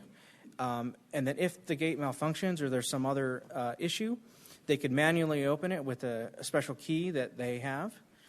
Now, important thing to note with this option, and this is to Supervisor Miller's point, it may require an abandonment of the roadway. Now, abandonment process, as I understand it, would require a replat of some kind, and it requires approval from the land and lot owners in that subdivision. So, depending on how, if this option is selected and how it was implemented, we may have to go down that road. So, question. Supervisor Goodman. So when you say, thank you, Mr. Chair, when you say that we'd have to get permission, both sides? So I believe you would need 51% support of all the landowners within the plat that is being replatted. So it's potentially we could do one side or the other, because effectively, if you have a section of this roadway that is then abandoned to the HOA, essentially to be private, I don't know that you necessarily need the other side. So I'd have to look, if we intend to go down that process, we would have to, work with the legal team to make sure we're doing it the right way. So I think you could just do it on one side or the other, and you don't necessarily need to do both plats. So I just don't know if that's. Supervisor Miller. Thank you, Mr. Chairman. Abandonment of the right-of-way, does that go to the adjacent landowner then? Or, I mean, when we abandon right-of-ways typically, when Celeste comes in here and asks us, it typically goes to the adjacent landowner that's kind of requesting it. correct. In those instances, those are easements. So the underlying landowner still owns the land, so that Right. easement's being abandoned. In this case, easement. Yeah. Okay. Thank you. I'm not exactly sure what would happen in this case if it would just convert to a private right-of-way that the HOA would have to own. I'm not exactly sure. Kevin wants to tell me something. Mr. Costello, you have an answer for that. Yes, Chairman, Supervisor Miller, Kevin Costello with the County Attorney's Office. Since this is an HOA and the roads would go to the HOA. With the HOA. Okay. Okay. Thank you. That makes sense. So everybody to have their little square they can stand on. That's it. Thank you. They'd have to maintain it. Yep. Okay. Yeah, and that's and maintenance is another consideration. So if we were to put even an emergency access only gate on the public road, that would be our maintenance to continually, basically forever, make sure that gate's operational. And we'd have to continually work with the fire department, make sure, test it, make sure it works, that kind of thing. So But the gate would not require extinguishment. I mean, or abandonment. It would just be the gate with the signal light activator. Is that correct? So yeah, I believe you could have an emergency access gate on a public road. Yeah, there are examples of that. So that's really all I had. So our next steps is, this board, we'll take all this information, think about it, and we'll have to come back at a future date and make a decision on what are we going to do with this road. And of course, we're going to continue to engage with the residents, let them know that yes, we haven't forgotten about this. We understand, and we're going to continue to monitor roadway conditions as we always do. Were we going to hear? We're going to hear from our traffic guy. We can hear from the traffic guy. Yes. Let's hear from the traffic guy. That's who we want. All right. Well, that's your title. That's an official title. Thanks, Mr. Wanamaker. Chairman, if I may, just for the record, this particular presentation has been attached to the agenda item. Thank you. And now the traffic guy. Good morning, Mr. Chair, members of the board. I am Randy Dittburner, the traffic guy. Happy to be here today. If there are questions I can answer, I'd be happy to do that. We performed the traffic study that led to the recommendations that Mr. Wanamaker mentioned, and be happy to answer questions if you have those. Any questions for me? Are there any questions from the board? I don't have a specific question anymore, but I don't see any. Thank you. I will be here. Thank you very much. All right, we'll want a decision on this sooner than later, I would imagine. Certainly the residents would like that. I have some more info and statements just to get into the record. Supervisor Surtee. So had a robust gate been built initially that worked, none of us would be here today. Would be on doing other things. That's a great point. Correct? And because we kind of didn't hold the developer's feet to the fire and he put in two pieces of pipe that could be pushed open, that's why we're here. I just want to throw some details out there. A lot of the folks would not have a problem with it if it was just pedestrian cars driving the speed limit or below. But it's now become, since there is active construction going on in there, all the construction companies and cement trucks are now roaring through there. And if you've ever had a CDL, they don't like to hit the brakes. They actually increase their speed to get up and out of there, and that's caused a lot of trouble. There is precedent for gates with people to have the combo, not just for emergency.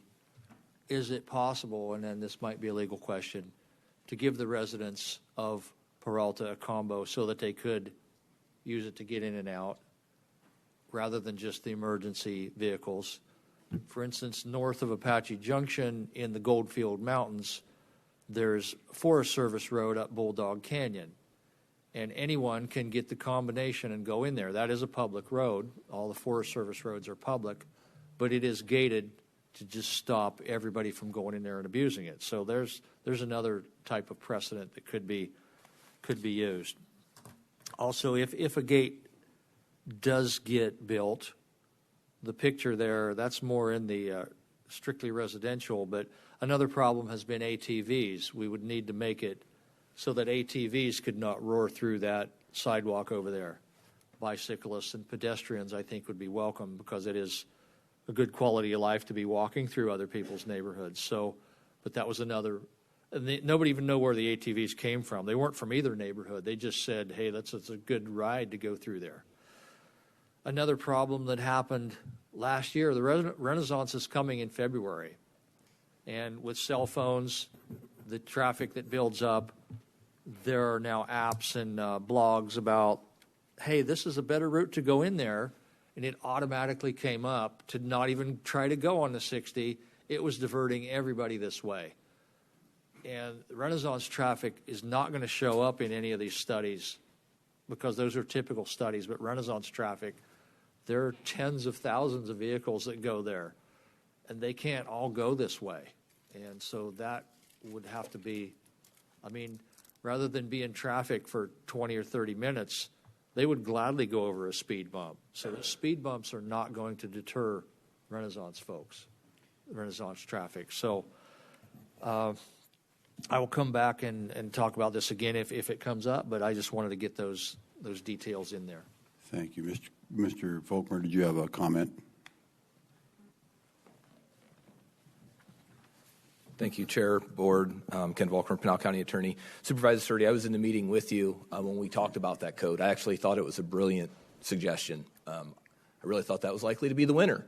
Okay. And then we reached out to the traffic study engineer and looked at some additional legal analysis.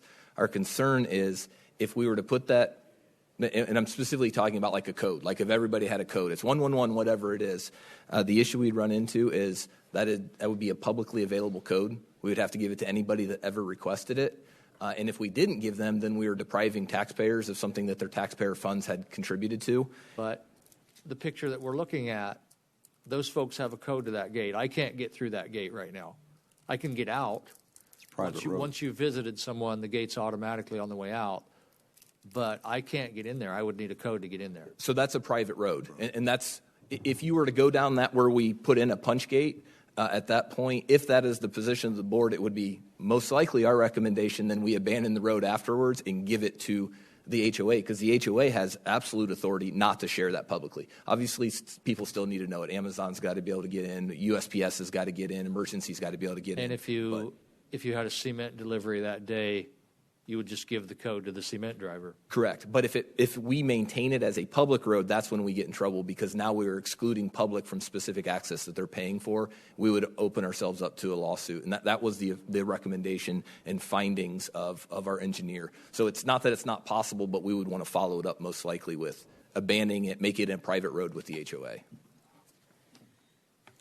Any other questions from the board? Supervisor Miller. And the HOA would be, thank you, Mr. Chairman, the HOA would be responsible for the maintenance. After, yes. The county, in theory, could build it, could create it, say, look, we made a mistake. To your point, Supervisor Sturdy, I'm saying we do this, but we could say we're going to foot the cost, we're going to build it, we're going to make it proper, and then dedicate it and turn it over to the HOA. If that happened and we lose our public road access, then it would be entirely their responsibility. The county would not be responsible for it breaking down, for the code not working, ensuring electricity goes to it, et cetera. The county would be out of the business if we abandoned the road and gave it back to the HOA. Would be like the gate in the picture. Correct. Yep. Okay. All right, Mr. Wanamaker. Since I get to be the chair and it's my prerogative, I'm going to allow public comment here, okay, as I promised, and I'm going to say, Mr. Dye, you are up. Where are you here? The map. Abe Dye. Sorry, I'm just going to bring up the map real quick. Sure. Thank you very much. My name is Abe Dye. I live on Sleepy Hollow, about 300 yards from the access road that we're talking about. I've lived there for 28 years. I'm going to read a very short email that I sent to Supervisor Surdy and other people in the community. I understand development is inevitable and very positive in most cases. However, when it dramatically affects adjacent and existing properties, there should be considerations and consequences. Here are my line items about the problem with this access road. The line of sight is blocked by bushes and trees when people try to get out. There are no shoulders. There are no sidewalks. There is no adherence to the 25-mile-an-hour speed limit. There's no curbs. There's no lane markings on Sleepy Hollow Trail. There's no lighting. There are school bus stops, several of them, and there's little sheriff patrol. We're talking about a road that's about a mile long, and it actually ends a half a mile beyond this access road that we discuss. I walk on it, I see families, I see baby carriages, horseback riders, walkers, bicyclists every day. And it's a huge disruption to our community.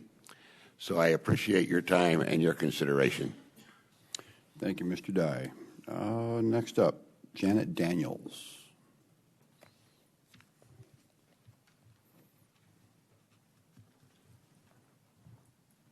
Hi, my name is Janet Daniels, and I live on Sleepy Hollow Trail. I live about halfway between Kings Ranch Road and where Sleepy Hollow Trail ends. And thank you for presenting the history of this plat. If I remember correctly, that original plat was approved in 1981, and the road showed then. Well, hey, we're in 2022. There is a big, big difference between what traffic was in 1981 on Highway 60 alone, much less Sleepy Hollow Trail. And I've been there since 1998. And just since this gate has been removed and open, I have seen a very drastic change in the traffic. So,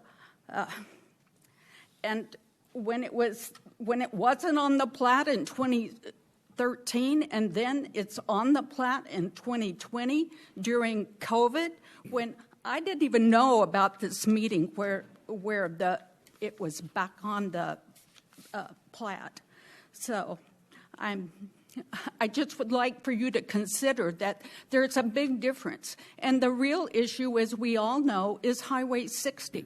And I have written DOT. I have written every chance I get about Highway 60. Now, someone mentioned about the person that got out of the hospital and was trying to get home, and there was a problem on 60, and they couldn't get home for an hour or so. Well, hey, I can really relate to that. I've had medical issues myself in this last year. But it doesn't solve, opening this gate doesn't solve the safety issues on 60.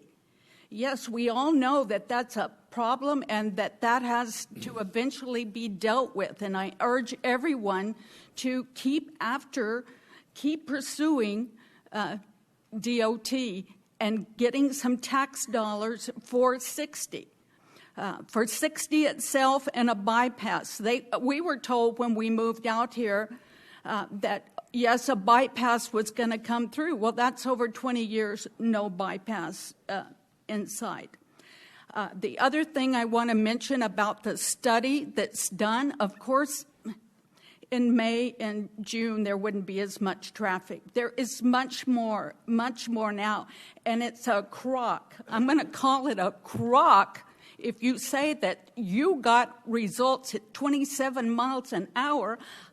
I just have to say, I have to think that that's just really poor reporting or a flat-out lie, because I have to go out and get my mail, and I have to be careful. The other day, I was just out for a walk, trying to go across the street, when a car coming around the wash came around so fast. When I first looked, no car.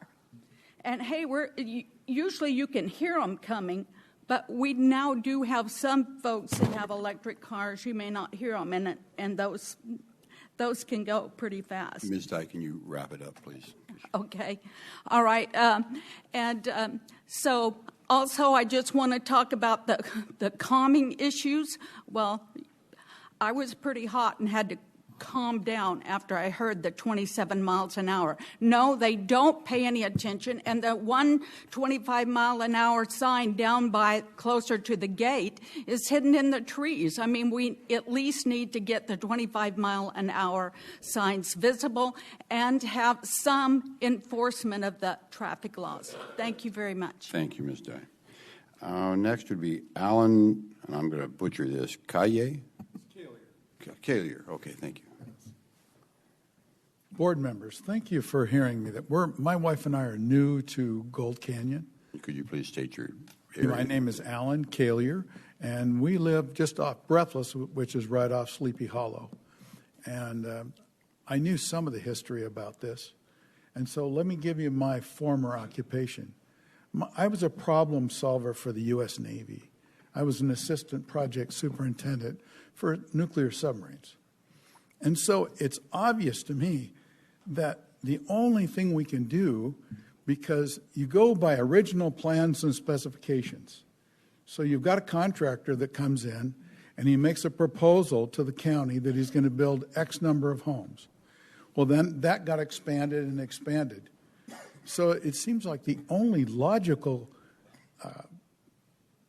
thing we can do here to resolve this problem is construct an access point out to Highway 60 from Peralta Canyon development. That seems like the only logical thing. And get rid of that road, because those are two different developments, and one impacts the other. So I just don't see any other solution that's going to satisfy both sides. So thank you very much for hearing me. Thank you very much. Thank you. All right. And so next would be Mr. Todd House. Welcome back to the old stomping grounds. Yeah, back to the old haunts. Todd House, Apache Junction. I was a supervisor when all this went down. So I'm here to give you a brief history of why we did what we did. A couple of different things. There were people from Peralta Trails that were coming to me talking about having to have a second access out of Peralta Trails when they were building Peralta Canyon, which is the other development, because they didn't believe that they had enough access out to 60 for the houses they already had, which your study shows that Peralta Road is well equipped to handle quite a bit of Peralta Trails and Peralta Canyon. But when there's an accident at the intersection of Peralta Road and Highway 60, there was a fatality and closed that road for 5.5 hours. So no one could get into their houses for 5.5 hours. So we were trying to come up with, the developer for Peralta Canyon came forward to me and he said, you know, there is an easement, and I'm gonna take a little bit of, you've never heard, Supervisor Miller, you've never heard of a gate on county roads. Well, it was an emergency easement, not a county full easement. So it was an emergency easement for getting emergency vehicles to and from. That was confirmed by Public Works. And so what we did is we had a big meeting because they heard about this connector. We had a big meeting in Gold Canyon at the Methodist Church. Almost 500 people attended. That'll give you the idea of how much this does affect the area. And I'm going to say that 90% of those were against the road being put in. But my issue was, since I'm on the fire department, I'm still on the board of directors for the local fire department for 1 more month, then I retire. The issue was to have another way in and out for those people in that area. So the developer came to me and said, I can put a road there. And I said, good, let's put a road in. And so he did put a road in. And then everybody caused a problem. And then I said, okay, we had the big meeting. I said, let's come up with a negotiated settlement between both halves. And since it is an emergency easement, not a public wealth road, and that's why it's not the width of a road, it doesn't have markings of a road, and that's why it was that way, was we could put a gate on it for emergency access only. So in case there was an issue at Highway 60 and Peralta Road, everybody could use that back way out as an emergency. And this has to do with wildfires too, because wildfires occur in the area. So they would have a secondary access to get out. So I don't know where it got missed from emergency easement to a standard easement. I don't know where that changed. So that's where I think where the predicament or the issue came up. But as we left it was going to be and he was supposed to spend $45,000 on the gate. So he got away with murder, the developer did. But it's not the gate that I envisioned, not the gate that was put up. But that gate was supposed to be a happy medium to take care of both situations and help out both residents of Peralta Canyon and Sleepy Hollow.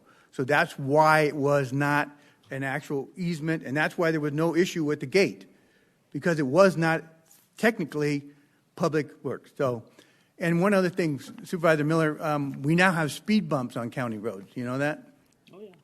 So, and people don't like those either. So that may or may not. I live real close to one, and that road has 700 vehicles a day going down it, and there's speed bumps. So we're going to have an issue with that later, but we'll figure that one out. But I just wanted to give you, are there any questions? Because I was just going to give you some history. That'll be good. Thank you, Mr. House. Are there any others from the area that wish to speak to this item? Oh, okay. If we could please hold the applause. Thank you.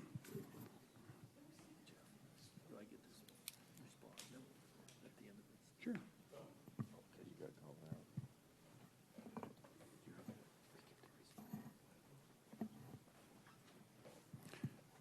And just for the record, please state your name and generally where you live. Well, my name is Philip Flood, and I live on Sleepy Hollow Trail. In fact, in the house right immediately to the east of the Fire Road, Peralta Canyon Way. So obviously I've had a lot of experience with the traffic down there. But, you know, I just don't think we need any further traffic studies to convince this board that the Fire Road is a bad idea for most of Gold Canyon, you know, not just Sleepy Hollow. The traffic flow to and from Sleepy Hollow and Fossil Springs this last month exceeded all expectations. You know, that they'd had a ratio of 20 vehicles accessing Peralta Canyon Way for every vehicle that came from either end of Sleepy Hollow. Well, of course, what that means, it's 20 times more traffic than Sleepy Hollow had in the past. You can just multiply that by the increased numbers we're going to have in the January and February season. Not a good idea. It's just a major safety issue. There's been several near misses at that entry junction, and we've personally witnessed some of these, and others have told me of similar experiences, and many of which have been noted to Mr. Surdy via email. And the road is also used by the many off-roaders who obviously are accessing the desert trails off Peralta. I dread to think of the numbers when the new regional park opens up. And as for the bicycles down there, they blast down there, ignoring the stop sign without even slowing.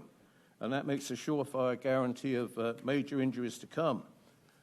Now, over the years, many of us were assured that that road would be emergency only.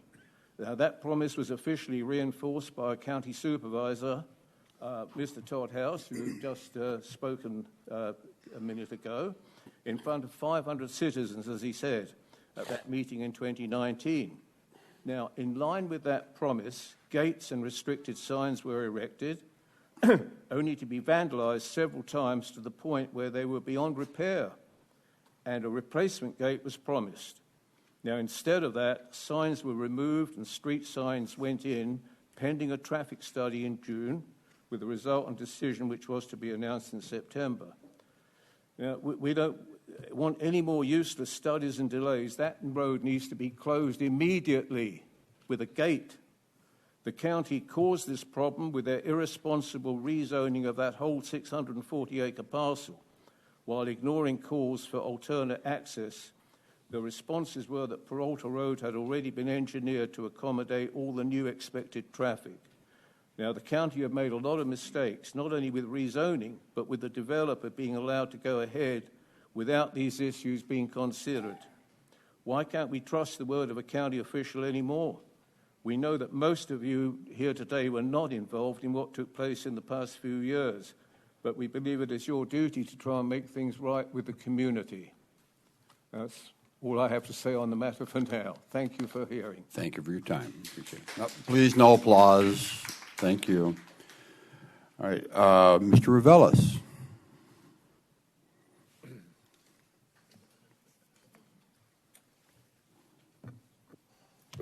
Roberto Revelis, resident of Gold Canyon and the organizer of the so-called big meeting, and it was big, with some 450 people attending. And I appreciate then Supervisors House, who very graciously worked with us to try to resolve a problem of conflicting interests.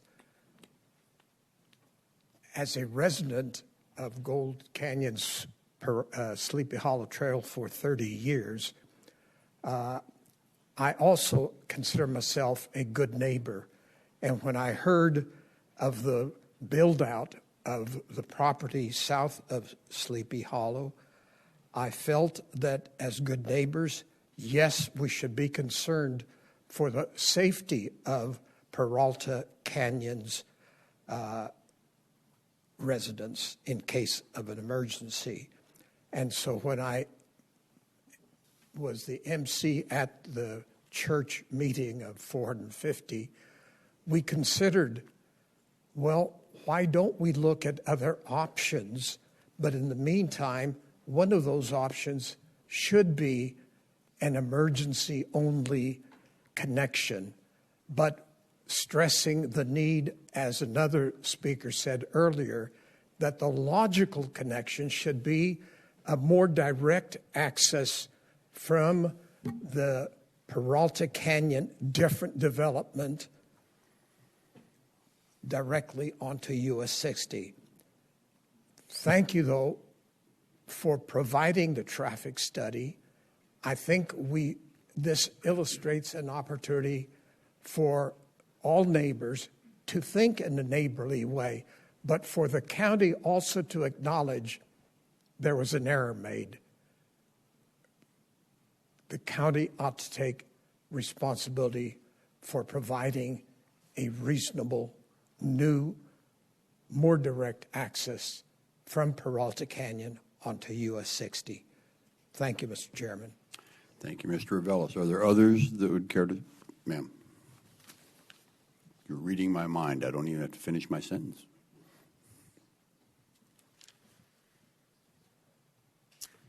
My name is Betty Kay. I live in Gold Canyon on the other side of the south, I don't know, the bottom side, furthest away from Sleepy Hollow in Peralta Road, south of Peralta Road.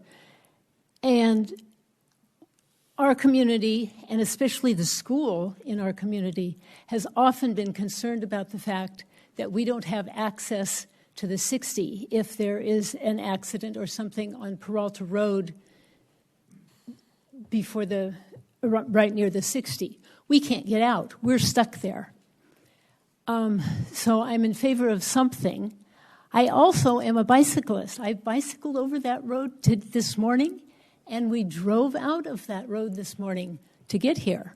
So I've been on that road twice today. And my husband and I bicycle a lot, and we use Sleepy Hollow as a bicycle trail. And so I'm also very sympathetic to the people on Sleepy Hollow who say that road would be too crowded for bicycle. I mean, it would be dangerous for bicyclists if the traffic went up. So I'm totally conflicted about what I would want, but there's 2 points that ought to be considered. Thank you. Thank you for your time. Are there any others that care to address the board on this item? Going once, going twice? Sold. Okay, thank you very much. This was information only, so there's no decision to be made at this time. Next is item 7. Oh, I'm sorry. I'm sorry. You know what, Supervisor Miller, you're right. You wanted to respond. Sorry about that. And because Mr. House pointed out a term that I did not hear from staff. I have heard of gates on easements, but I understood it to be public right-of-way. There's a difference. Words have meanings. So what does the recorded plat say it is? Bring that presentation back up. So, I mean, because that, to me, is a whole different scenario. Yes, that's a very good question, Chairman and Supervisor Miller. So when we go to the plat itself, let me find here. Unfortunately, we didn't find anything on the plat that designated that as emergency access only or had any characteristics that would be atypical of a normal public roadway. So that's kind of the conundrum here is that is a 50-foot wide local street right-of-way, the same as Fossil Springs Trail, and has no alternative designation or anything like that. So that's part of the issue. Now, yeah, because to my point, if it was public right of way, we would have had a curb, a sidewalk. It would have been constructed differently. I mean, and there should have been reference to some kind of cross section of how the street would have been developed. Improvement plan. So here are the improvement plans. You can see there's a small. It's not a cross section. It's more of a plan view. Does look like there were, let's see here, is that curb and gutter there? I'd have to bring out look at the plans again. Yeah. Now, to be fair, I don't know exactly what the 1981 Mesa de Oro plat says about this connections because that's the other piece of this. But you can see here, there's no call out saying it's emergency only or anything like that. It's the same width and dimensions as the other road there. Now, again, emergency access only on public roads, there are examples of that. And just go back here to this report. But I want to know, I mean, are there documents that call out as an easement? Do we know? I mean, have we searched that way? And again, because to me, that's a different scenario.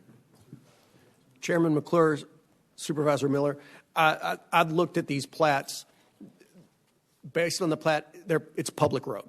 Okay. It is a county public road. That's how it was recorded? Yes. Okay. That's what we're going to have to go with. Okay. Yep. Thank you. Any other comments from the board? One, Supervisor Kavanaugh. Thank you, Mr. Chairman. So, Mr. Wanamaker, is the principal complaint, as you understand it, traffic from neighboring residents or the Renaissance Festival and other traffic that comes off of 60? The primary complaint is traffic from the community to the south using this connection for convenience to get to work in the morning, to go to shopping on Kings Ranch Road, and it's primarily the daily traffic. The Renaissance Festival is a secondary concern. It didn't come up as frequently in the emails I reviewed. It's primarily that daily, that increase, the 81% increase daily traffic. And to address a lady's concern in reference to speed, the average is 27. That means not much. What's the high speeds that you captured on there? So I don't have that. Let me see if it's in the report here. But yeah, so when we talk about average, generally that means 50% are doing faster than that, 50% are doing less than that. Let's see if I can find the full summary here.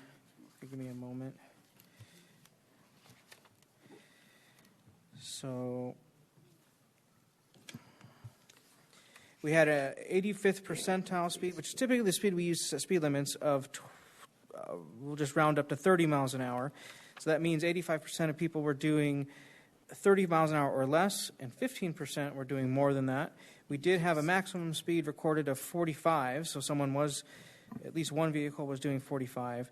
And it says here that, let's see here. We had, so does that answer your And question? how long was that study? Was that a 1 day or a week, or what was that? This was a 7-day count that we did. We typically do 7 days. We want to make sure we capture weekend traffic and all traffic throughout the week. All right, thank you. Could you just give some specific, I don't want to drag this on forever, could we give some specifics about how the count is obtained? Yeah, so we set up these rubber tubes on the ground. We set 2 of them, and they're spaced apart at a specified distance. And when a vehicle travels over those 2 sets of tubes, it calculates the speed based on the time it takes that wheel to drive over both tubes. And then that also gives us volume as well, so the amount of traffic. So that's how the speed is recorded. And there was quite a lot of vandalism with those, and it kind of attempted to disrupt the study as well. Yeah, sometimes those tubes can break if a heavy vehicle drives over it, or maybe turns, or someone can go out there, try to cut them, remove them if for whatever reason. So yeah, that is something that it is a problem that happens, unfortunately, fairly frequently when we do these traffic counts. All right. Any other comments from the board? Seeing none. Any other comments from the public? One more, please. Please come to the podium.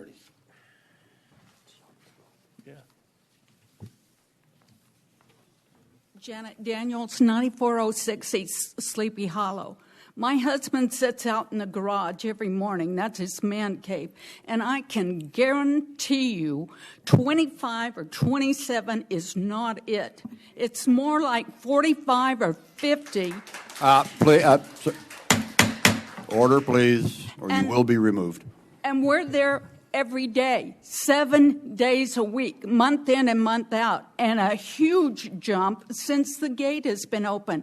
And yes, I am a concerned citizen, and I don't want anything to happen to my neighbors over in Peralta either. I agree there should be another access. But you know what? You've only got about a mile to get down to Kings Ranch Road. If you have a problem on 60, you're probably going to be stuck there. I'm going to be stuck there where I'm at. We're all going to be stuck because 60 hasn't been addressed. But no, absolutely no on the speeds. That needs to be controlled. And are your sheriffs going to want to dedicate their time to getting the speeder? But if you wrote a few tickets, you might have some calming effect, at least on me at my house. Thank you. Okay, thank you. All right. Going once, going twice. Any others? Comment on this item? Okay, thank you. This was discussion only, information only, and we'll move on.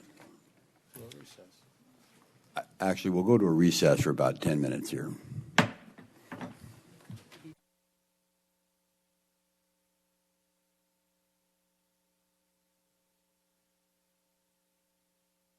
Risk will be handled by a single vote as part of the consent agenda unless a board member, county manager, or member of the public objects at the time the agenda item is called. Are there any items that the board would like to pull? I see probably one. F? Item.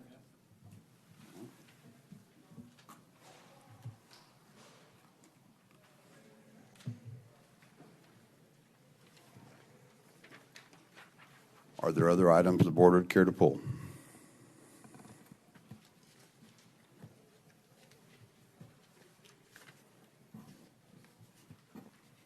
Any items the board cares to pull? Any items that the public cares to pull? Not that there's a lot of public anymore, but okay. All right. In that case, may I get a motion, please? Mr. Chairman, I move that we approve consent agenda items A through Y, with the exception of item F. I have a motion. Is there a second? Second. A motion and a second. Those in favor? Aye. Aye. Opposed? Hearing none, motion passes. Item F. is the discussion, approval, disapproval of resolution number 102622-ED-01 to cancel the regular elections of August 2, 2022 for certain precinct committeemen persons for certain precincts in Pinal County. Who cares to speak to this? Can any super, whatever your name is, Mr. Volkmer? Chair, would the board be willing to entertain putting this agenda item back a little bit, this just remaining F? I believe I know what this is in regards to, but I need to speak with Ms. Lewis and Ms. Ross first. I think it's because there's not enough people there, so they automatically ascend, but I don't want to mislead the board. So if the board would entertain recalling this shortly, I'll step out, call Ms. Ross, and then come back. So go ahead. Mr. Chairman, thank you, Mr. Volkmer. My question was just a legal question because the time has passed. Can we legally do this? It's from August 2 rather than... This is to clean up the record. So, yes, we are able to do it because there's no adverse impact to any of the parties. Okay. There wasn't enough people there. So, yes, there's no legal prohibition to do this. It's really just cleaning things up. Okay, very good. The retroactive is my question. I didn't get a chance to ask you earlier. That answers your question. All right. We vote on it now? Sure, we can do that now. So I need a motion then for item F. Mr. Chairman, I move that we approve item F as presented. I have a motion. Is there a second? Second. A motion and a second. Those in favor? Aye. Aye. Opposed? Hearing none, motion passes. Thank you, gentlemen.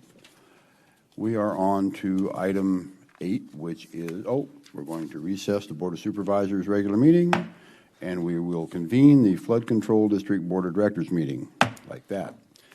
And all items, it's consent items, 3 items. All items indicated by an asterisk will be handled by a single vote as part of the consent agenda unless a board member, county manager, or member of the public objects at the time the agenda item is called. Are there any items on this that anyone cares to pull? Hearing none, seeing none. Any from the public who wish to pull? Hearing and seeing none. May I get a motion, please? Mr. Chairman, I move that we approve consent items A, B, and C as presented. I have a motion. Is there a second? Second. Motion and a second. Those in favor? Aye. Aye. Opposed? Hearing none. Motion passes. Thank you very much. We will now adjourn the Flood Control District Board of Directors meeting, and we will convene the item number 9. We'll convene the Public Health Services District Board of Directors meeting. There are 2 items on the consent agenda. All items indicated by an asterisk will be handled by a single vote as part of the consent agenda unless a board member, county manager, or member of the public objects at the time the agenda item is called. Are there any items that the board cares to pull? It's pretty good on one breath, by the way. Seeing none. Any that the public cares to pull? Seeing, hearing none. May I get a motion, please? Mr. Chairman, I move that we approve consent items A and B on the public health agenda as presented. I have a motion. Is there a second? Second. Motion and a second. Those in favor? Aye. Aye. Opposed? Hearing none. Motion passes. Thank you. We'll now adjourn the Public Health Services District Board. Public Health Services District Board of Directors meeting. Thank you. Tongue tire. And we will reconvene the Board of Supervisors regular meeting. Item number 10. Items 10 and 11 will be discussed together. Item 10 is a public hearing and discussion, approval, disapproval of ordinance number 2022-PZ-042-21, an ordinance approving case PZ-042-21, Ham Papago LLC. We'll just go from there. Okay, Mr. Evangelopoulos.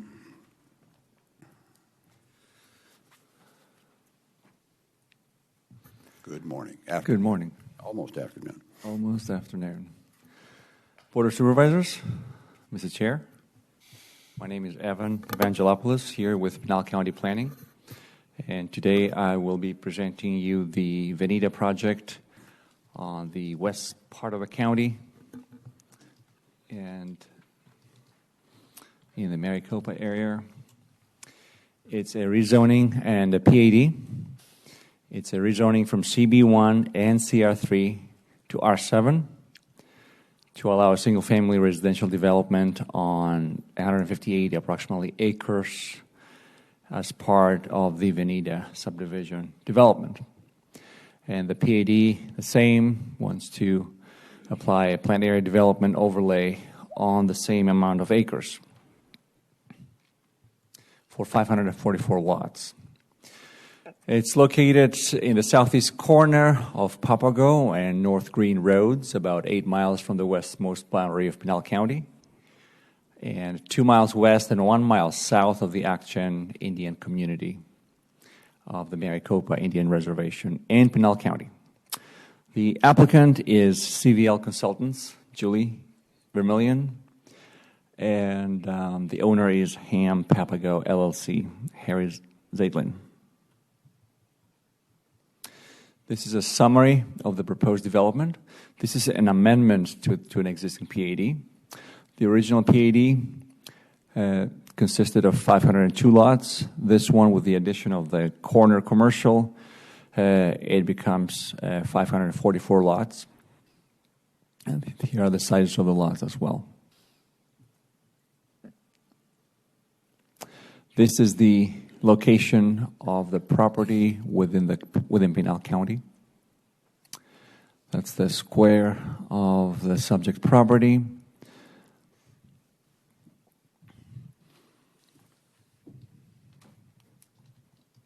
And this is an aerial photograph. Currently is either fallow or cultivated land.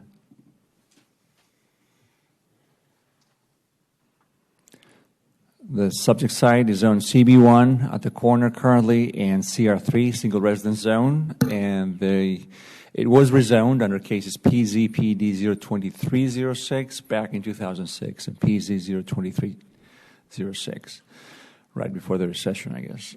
The current use is cultivated fields and fallow land. And area to rezone is 158.25 acres. And the proposed zoning is R7 PAD. Since this is a zoom-out view of all the commercial areas in the vicinity, the present commercial areas. And this is the proposed development plan with the two different lot sizes and the open space, and it has 6 access points.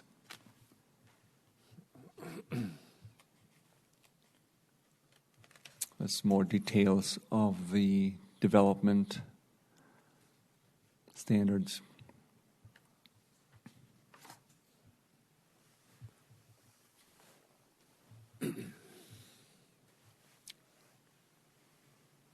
And looking north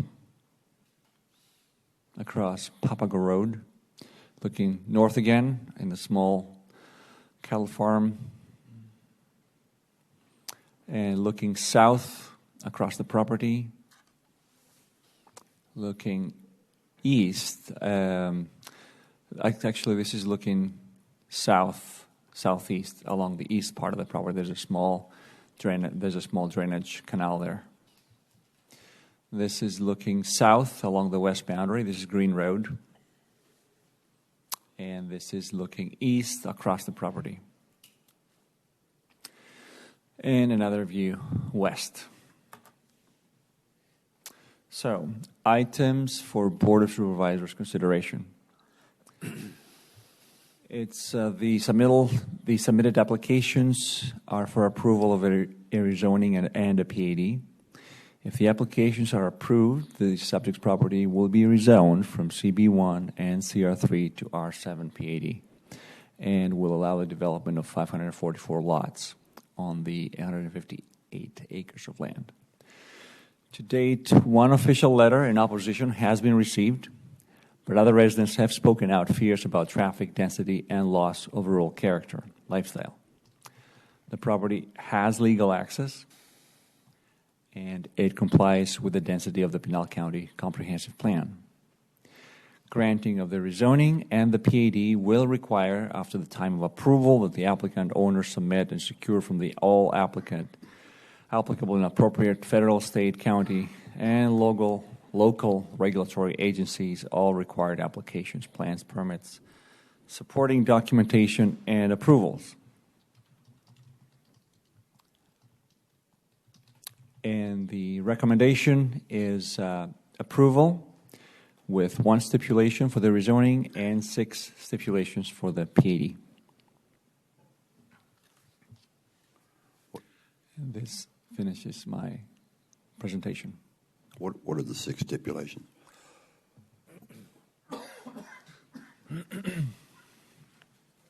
That this development will supersede, this PAD will supersede the development standards of the previous PAD. And a typical engineering traffic stipulation to follow all peripheral road and infrastructure improvements to be per approved traffic impact analysis. Drainage report, the classic requirement also, and right-of-way requirements, and similar engineering comments about the sections, alignments, access locations, and access movements.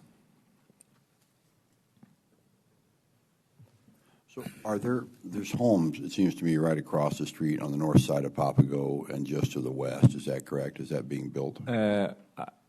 Actually, right now, across the street to the north, it's just plainly cultivated fields. And not directly north and west. North and yes, that's correct. There's 1,200 homes going in there or something like that? Yes, I don't remember the name of the subdivision, but you're correct.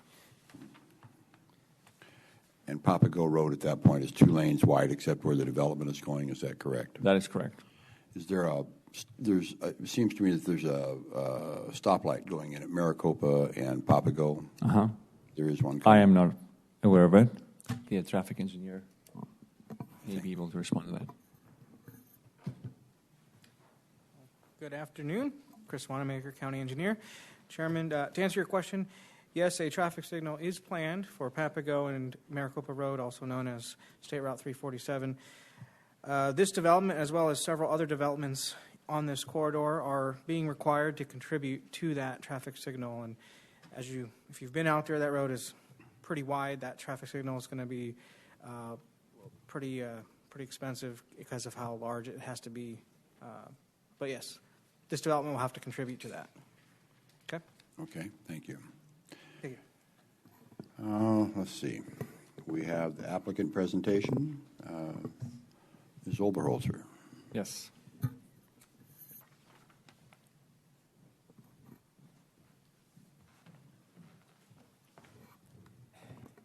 Was looking at my watch to see if it was time to say good afternoon, and indeed it is.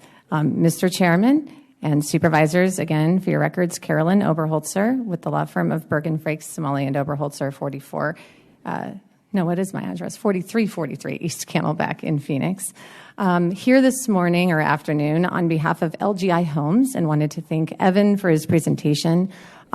Just to supplement a few details, you might have noticed the ownership was referenced as Zeitlin, and that was the case when the application was applied for just about 13 months ago.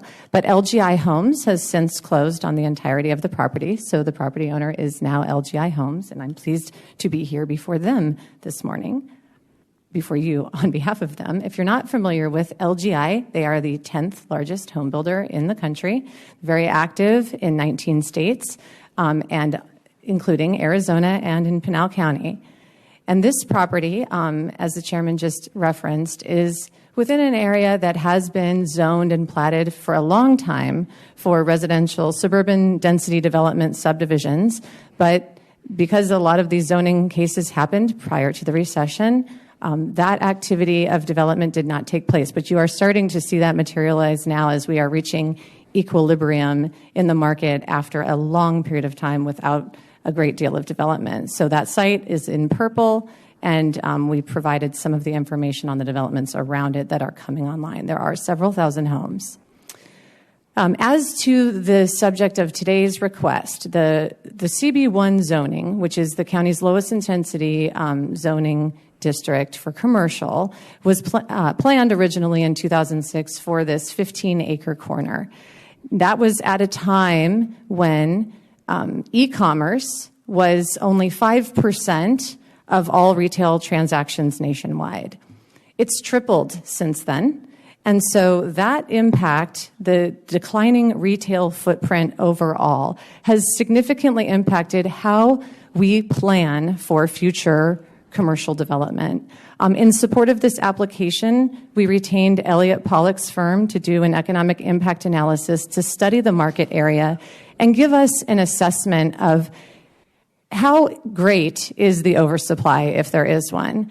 And as it turns out, it's very significant in his estimation. This area is grossly oversupplied with vacant commercial property. Some data points are provided on this slide. The full report is in the packet. But they're in the market area, which he included Maricopa. He had to go out 7 miles because there wasn't enough critical mass within a typical 3 to 5 mile radius because of the Ak-Chin Indian community. So we went on a 7 mile radius, and within that 7 mile radius, there are 912 vacant commercial acres across 35 parcels. And that is an oversupply of 816 acres. So if we were to reduce the amount of commercial acreage in this market area by 15 acres, that takes your oversupply down to 801 too many acres. Over the next 35 years, growth projections, aggressive growth projections would support an additional 96 acres of commercial development.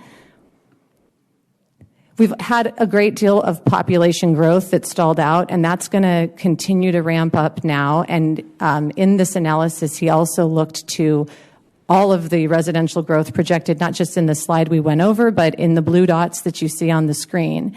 And one of the issues with attracting commercial development to this particular site's location in the county is that critical mass that will not materialize around it. Although we just went through a couple of slides of several thousand homes coming to this area, there's a great separation between those homes and the Maricopa community where there's more critical mass of population. You need 22,000 residents to support one grocery store.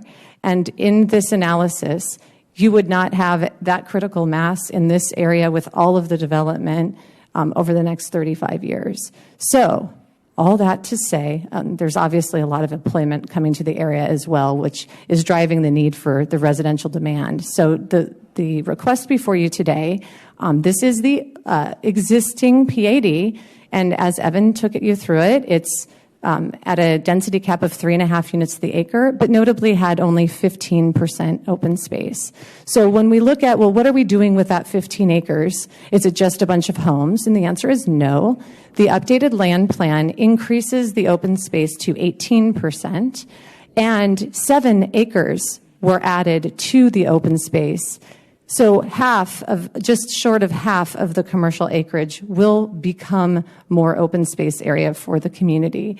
The open space areas since the time of the original approval, which I'll take you back and forth, there was a central park and isolated parks along each side. This has a more contiguous open space system, larger parks that will be amenitized with gardens, sport courts, pickleball, and there's a very large landscape and trail system on the east side that varies between 80 feet to 200 feet in width. So there again is that comparison. This is a graphic of the open space plan. I'm happy to visit any of these in greater detail for you as we consider the application. But I did want to mention that we came to Planning Commission in July, and due to a notice issue, we were not heard that day. But it gave us an opportunity to learn that there were residents here that opposed the case. And so we spoke to them. We scheduled a follow-up meeting with them in Maricopa. We had that meeting in late August.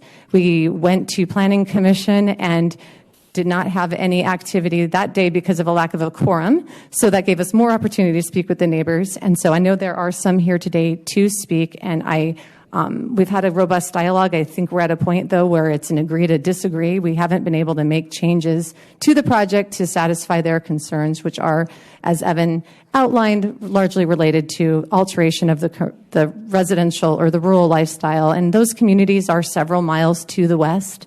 This community is less than 1 mile to 347. And so when you have proximity to that major north-south route, all of the employment coming in, this area is emerging as a suburban density area, and that's consistent with how you've envisioned this to materialize in the comprehensive plan. So educating the residents on the prior approvals and why we're here today has been a part of the conversation. But at the end of the day, I think that there's just a desire to have nothing happen or something at a much lower density than this property has historically been zoned for.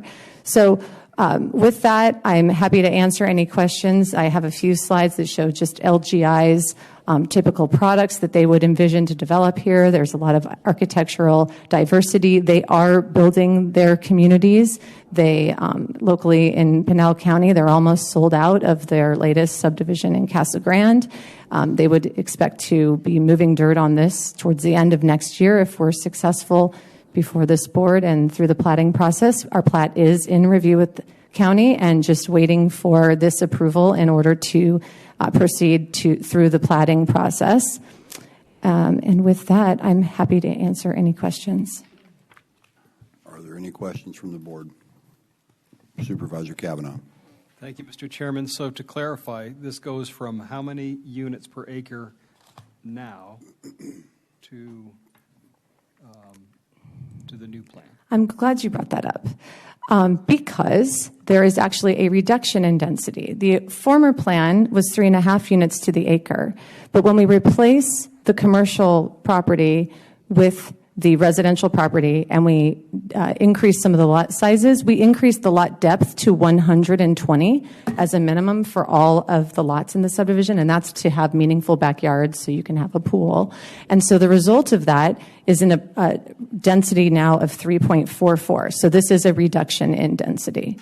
So if the commercial area were to remain and you were to build on it, it'd be you'd build 3.5, but under this plan it's 3.4.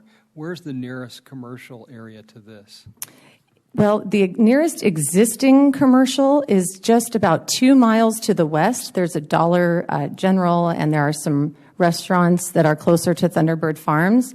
I don't think this has a pointer function, but if you look, we're the yellow dot, and they're to the west, and then from there you would go north to the, thank you, I think 7. I don't know. There it is. There's the cursor. So I believe the commercial, the Dollar General is about here, so less than 2 miles to the west. And there are some vacant retail pads down still, there we go, at the Dollar General. And then if you were to leave this area of the county, the closest would be up in Maricopa. So catty corner across the street there from Veneta, isn't that commercial zone? That's correct. The blue properties on this slide represent the commercial acreage that's zoned within about a 3-mile radius of this. Okay, so it's not built on yet, but it's... That's correct. Yes, and the only existing is where you see the green dot. The blue squares or shapes are in reference to existing commercial zoned properties that are not yet developed. And of course, none of this indicates where the commercial is on the Ak-Chin land. There's robust commercial also on the Ak-Chin community land. It's just not reflected in the county's zoning maps. Thank you. Supervisor Miller, I think you had a question. Yeah, thank you, Mr. Chairman. The whole commercial thing seems to be a common theme with a lot of these developments going forward here. We are seeing a desire for more commercial, and I certainly understand that the whole internet commercial, you can have it dropped at your front door probably in about 2 days. It's going to be a challenge to develop some commercial going forward. But I do think the idea is that there be more eateries and those types of amenities that would be, and there you have to have, do you get the chicken first or you get the egg first? So that's always a challenge. But the second item that we deal with on these developments going forward is right-of-way acquisition. And are we giving, and I need more detail, I guess, because this is a little bit off the beaten path, get to a main thoroughfare. It's going to be a challenge. Are there right-of-ways, easements that you're giving up for plans of maybe a 5-lane road in the future? on 2 or 3 sides of this one? Yes, sir. Mr. Chairman, Supervisor Miller, there is going to be a 55-foot half-street dedication on Papago that mirrors what the developments that are further down Papago have been dedicating as they're platted, and then a 40-foot half-street on Green. There's also going to be a signalized intersection eventually at Papago and Green. So in addition to the signal that Mr. Wanamaker reference with regard to that connection at 347, we will also be contributing to this signal at this corner, a 25% contribution. So we would be developing the half streets to the full half width for the county's plans as well. Okay. Since that, we tend to get caught behind the 8 ball on those, and so I just want to be clear that we're planning for there will be a lot of volume of traffic out there at some point, and so we just want to make sure we have that. So, yes, sir. Thank you. Thank you. Supervisor Goodman. And I think this is just more of a comment than anything else. And I do, Chris, when you get a chance, I'd like to ask you about, you mentioned the 55 feet. That means probably, obviously, on the other side of you, there's going to be an additional 55 feet. How large of a road is that? What's the capacity that would be able to do? Those are kind of the questions I have. But in addition to that, we just spent a lot of time earlier today listening to residents of poor planning, bottom line. And I live in an area that's poor planning. And we're dealing with a lot of heavy traffic now, people wanting to put apartments in oversaturated roads. And we've got a tremendous opportunity here because it is open space out there to really do this right. Retail leakage is a major, major problem for us over in the Santa Valley area. Now, this is probably not under that same scenario because you don't live in Maricopa County to where you're going to lose that kind of leakage. But when you talk about commercial and rezoning commercial, for me particularly, we don't have, for us to attract, we've got the population. And you talked about for every 22,000 residents, that a grocery store should be there. We actually only have 4 grocery stores for 140,000 people. The problem is we don't have locations because we've rezoned those commercial properties. We don't have them so that these Fry's and everybody can come here. There's not large enough land that they can come in and put their facilities. Right now, the one location there in Santan Valley, that Fry's is outgrown itself. It needs 25 acres, and so we're struggling trying to find them 25 acres. So as we continue to do this stuff, we've got to look. We got to make sure we're planning ahead. So, I'd like to know how many lanes is that at 110 feet total? Just as a reference, you mentioned 22,000. My understanding of a supermarket of about 75,000 square feet requires 15,000 homes with 3 people each in a 5-mile radius to be supported. There are different data points. That's 2 sides of the same coin, but the metrics are correct that you have to have critical mass of residential in close proximity, and that at least 22 households for like a Fry's level grocery store. So that's 22,000 households, and that's in that report. And so in these projections, they're looking out, and I know you asked a question about the roads for Chris as well, but just to cover the commercial, when you look at this map and you look at how interrupted this area is, there is substantial commercial acreage here. But when we look at that acreage, that represents, you think 912 acres, how much is that really of commercial development? Well, only applying a metric of an FAR, the floor area ratio of that acreage of 0.1, which is pretty low, that's 6.8 million square feet of available commercial leasable space within about 39 million square feet of acreage. So it is a vast oversupply, but the problem is there is not enough critical mass of residential development to move the needle to even get to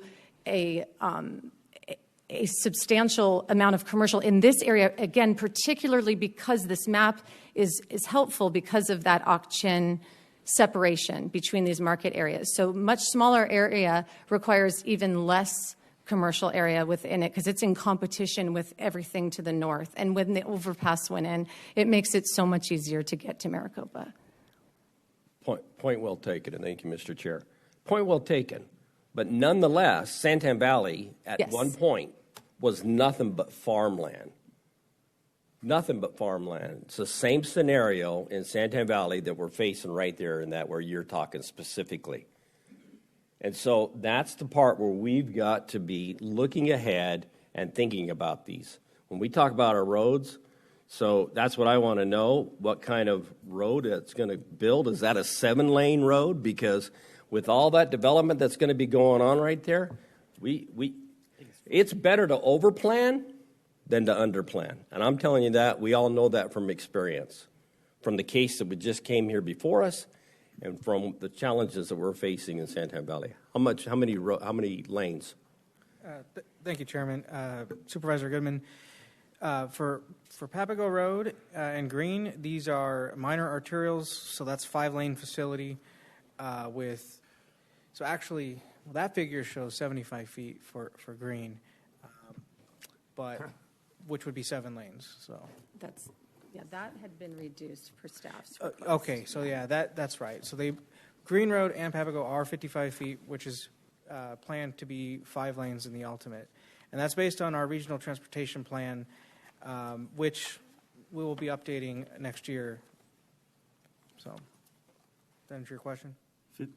Sort of. Supervisor Miller. Thank you, Mr. Chairman. 55 feet is 5 lanes.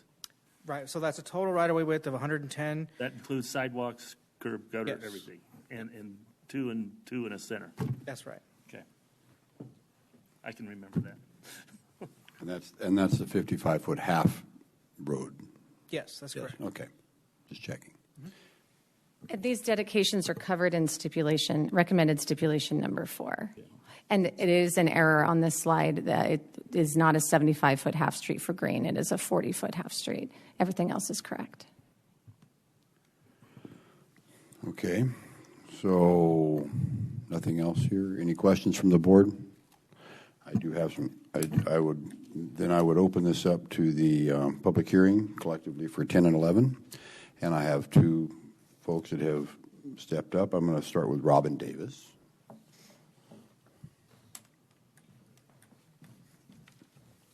Good afternoon, Chairman and the rest of the board. And please, took just 20 please, minutes. just please state your name and general. Oh, my name is Robin Davis. I live on Warren Road, south of Barnes, in the Hidden Valley area. I am here representing most of the voices that cannot be here today due to family and business and work obligations. Now, she took 20 minutes. I hope I can get a little bit more than 3 minutes so I can rebut some of her claims. I am here to object to the rezoning of these areas on PZ 04221 and PD 04221. I urge you to reject these zoning amendments. The neighbors of Thunderbird Farms and Hidden Valley feel encroached upon and don't feel that this really makes up the neighborhood. She showed a plat map that showed all these developments and 3.5 homes per acre. Well, we're currently on 1 home per acre and a quarter, 3.3 acres, and then you get further out in Hidden Valley and it's 2.5, 5, 10, 20 acres. Our country way of life is being encroached upon. And as Supervisor Goodman said about poor planning, we don't want to be part of that poor planning. You look at Maricopa and you look at the homes stacked on top of one another, and you see it's just too tight. And the roads in and out of Maricopa, the ingress and the egress of the area, it's become, poor planning could play into this very highly. So I'm here fighting a large development company and a fancy lawyer. We're just country people that live out there. In years past, the board has had no objection from a lot of people out there because most people don't want to be bothered. They move out there for the peace and the quiet and the silence, and they don't realize when these yellow signs come into play, their country way of life is going to be disturbed. You 5 here, plus the 5 on the Planning and Zoning Commission, hold a lot of power in our lives and the power to destroy our area and overbuild it like they did Maricopa. So to me, it looks like when they come in, they know what they're buying into. They know the zoning.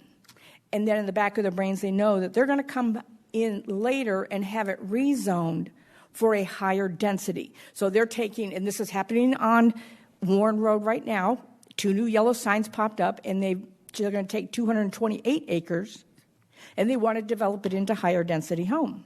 So I live on 2.5 acres, and to me, it's like, oh, here we go again. So the 15 acres that they want to rezone for residential, to me, just says they want to pack in more homes for acres. She made some very lovely points about deeper this, deeper that for a pool. Well, I'll tell you, one haboob, and them pools are going to be dusty out there. And when do the neighbors start to complain about the cattle ranches, the smell, the dairy farms? And they're moving into this neighborhood, but then they don't like what they're moving into, and they want to change us to their way of life. So we object to from changing the development on the 15 acres of commercial. Also, too, there's the matter of making the lot smaller in the PD amendment. Again, they just want to pack more homes. They're going from the current existing plan of 502 homes to 544 homes. Now, at 2 cars per home, that's a big increase in traffic. Ms. Davis, I'm going to ask you to wrap up, though. Okay. I would be remiss in complaining about this if I didn't offer a solution. So they could take that 15 acres, leave it as is, plan for future commercial, or they could blend it into the development for more green space rather than more homes. I'd like to have them be good neighbors. I'm trying to. I know, but please wrap up because I allow 3 minutes plus. They've taken a no bargain stance, and I've got all kinds of notes here about things that she said, that there's 2 lanes right now going into Papago. It goes into 3. All this development is just going to ruin our quiet way of life out there. Okay, thank you. Thank you. Mr. Lepper, you're up. Can you please hand those to the clerk? Hand those to the, go that way.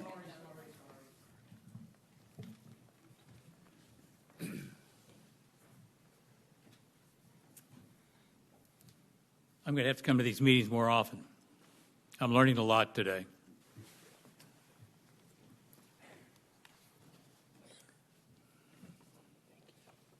I want to thank the clerk of the board, Natasha Kennedy, and Kelsey Pickard for printing these up. I didn't realize I had to have printed copies. I'll make sure next time I'm prepared. Thank you very much.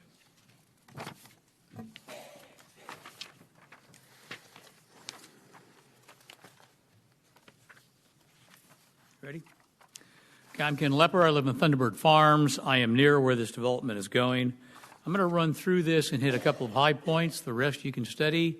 Call me later, email me, whatever you've got other questions.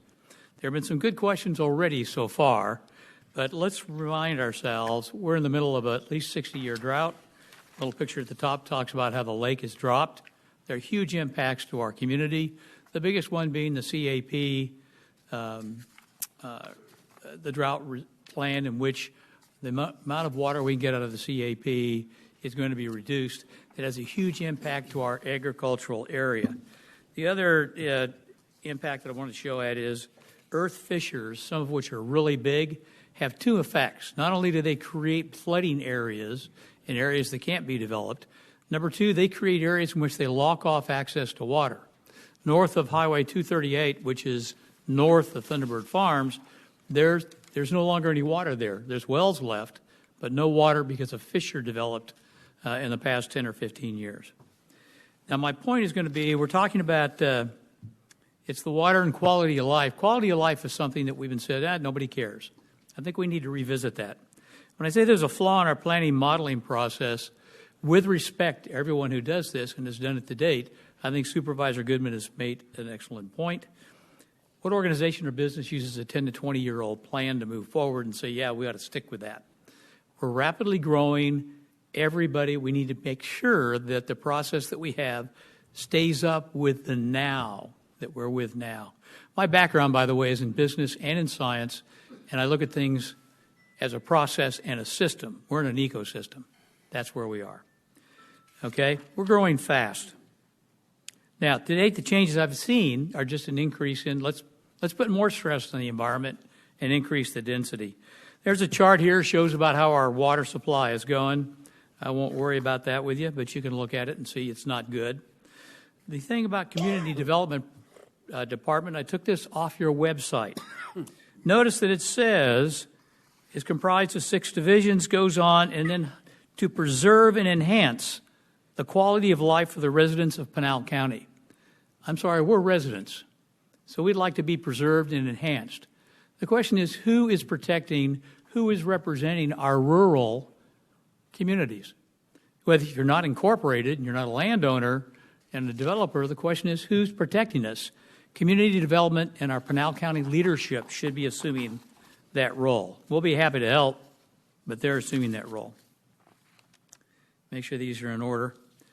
Quality of life, I just put a few pictures here that shows, up at the top, here's a couple of pictures from our community, from the road. You can see the mountains, you can see the sky, you can see all kinds of things. I thought the views that Carolyn showed up were very interesting. Look what's the north, west, east, and south. You won't see that from any of these developments. They put up walls and you put up rooftops. It's all gone. So Papico Road, you won't see that anymore. Quality of life, you can see that that's what they're looking to build. It's something where houses are on top of each other, and from the top, that's the view that you get. Now, importantly, in the area of water, in 2019, Pinal County did a study and said, oh, by the way, all of you in Pinal County, in the ADWR, in the Pinal County Aquifer Management Area, you don't have enough water. You've got certificates, you've got designations. Our projections say you don't have enough water. They've all disagreed with you. The question is, who's remodeling the aquifers right now today soon enough for us to avoid building homes where wells will, in fact, go dry? Tersana, which is being built just north of where the need is right now, that's got a single well. And they got in underneath the new program that says if you buy land, ADWR last June said you can't use those wells to provide water to your households. So what in this particular project that we've got here, the modeling of the water supply doesn't seem to be taking into account increased aquifer stress. The argument that comes is, oh, well, homes use less than land. I'll point out that the land that they're building on has been fallow for at least the 10 years I've been here. So any use of water there will be additive, not removing or using better use of water. And secondly, the CAP being reduced will mean that who's going to start pulling more water out of the aquifer? The farmers have to. The ranchers have to. The dairy farms have to. So this is an additive pull on our water supply.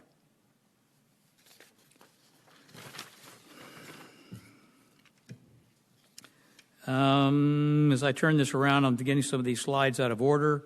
You can see what's going on with the contingency plan and the report I referred to in last year in June that says, looking out 100 years, there's insufficient groundwater in our active management area.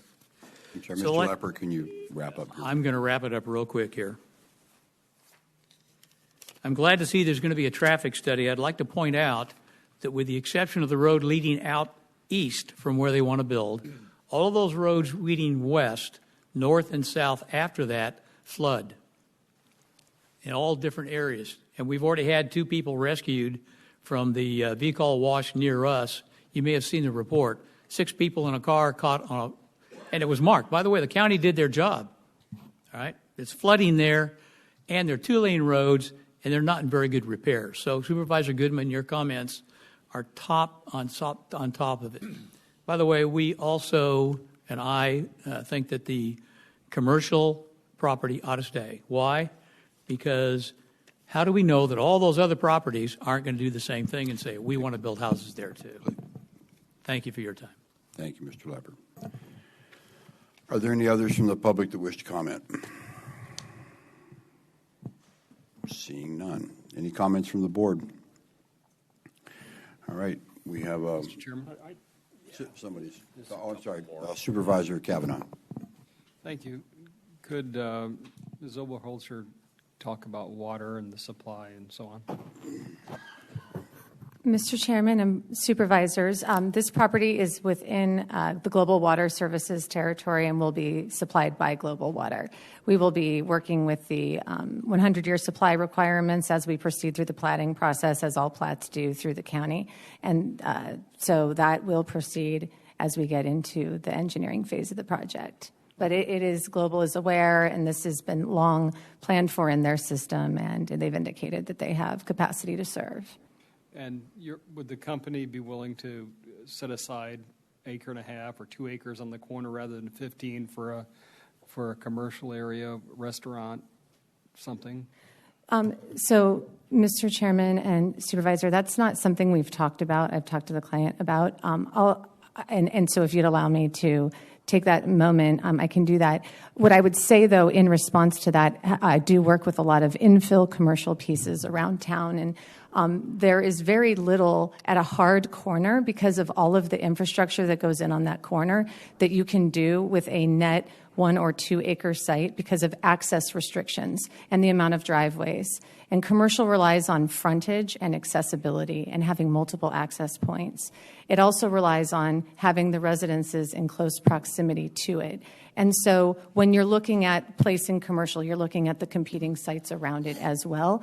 And for a convenience type of a use that acreage would afford, you would typically be looking on the going home corner, which would be on the north side of the street. That captures better traffic than the going to corner, which would be the south side that we are on. So that's just as acreages go in 15 acres. It's kind of an odd size after the recession. You would typically go smaller or bigger, and not necessarily that amount, but I can speak to the client to see if there's a willingness to set aside some acreage, if we could have a moment. Sure. Okay, thank you. Supervisor Goodman will come to you in a minute. Can I take this phone call? No, I'm kidding. Go ahead, take the call.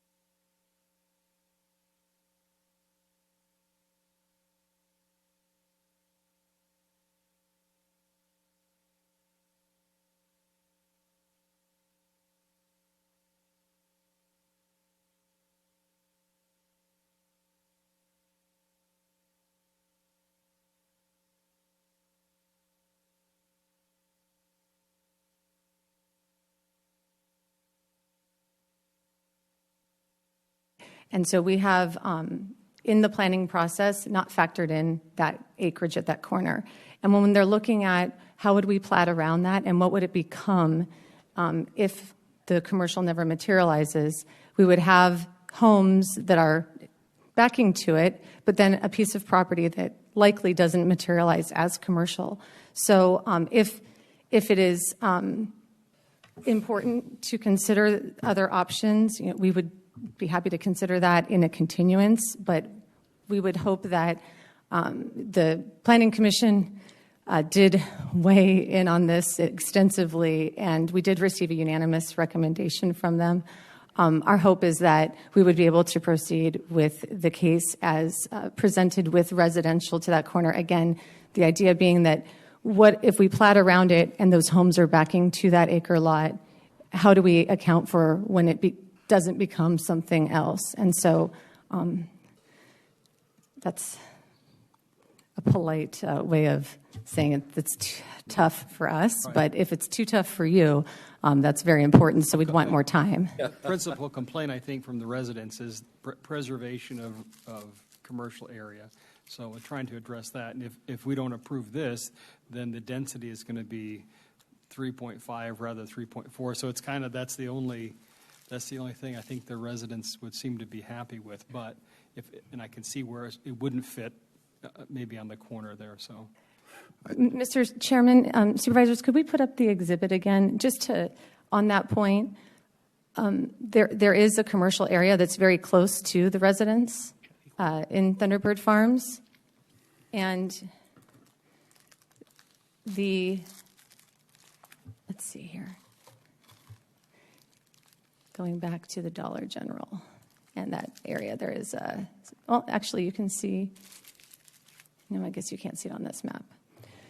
And so again, this is just representing that existing commercial area that has homes around it. The areas that are also planned for commercial around it will have better density around them than this site will. We are surrounded on the south and the north by state trust land, which we all know and have discussed will not be vacant forever. It will become something else. But in terms of where that critical mass is planned around, you can see that the critical mass is really happening towards Amarillo Valley, Papago roads, and over in the eastern side of this stretch, we're in the less dense area. So just in terms of when you're looking at that critical mass around commercial to support those existing vacant corners and hopefully have some development materialize there, they would want to be where there are the most amount of people. Okay. Supervisor Goodman.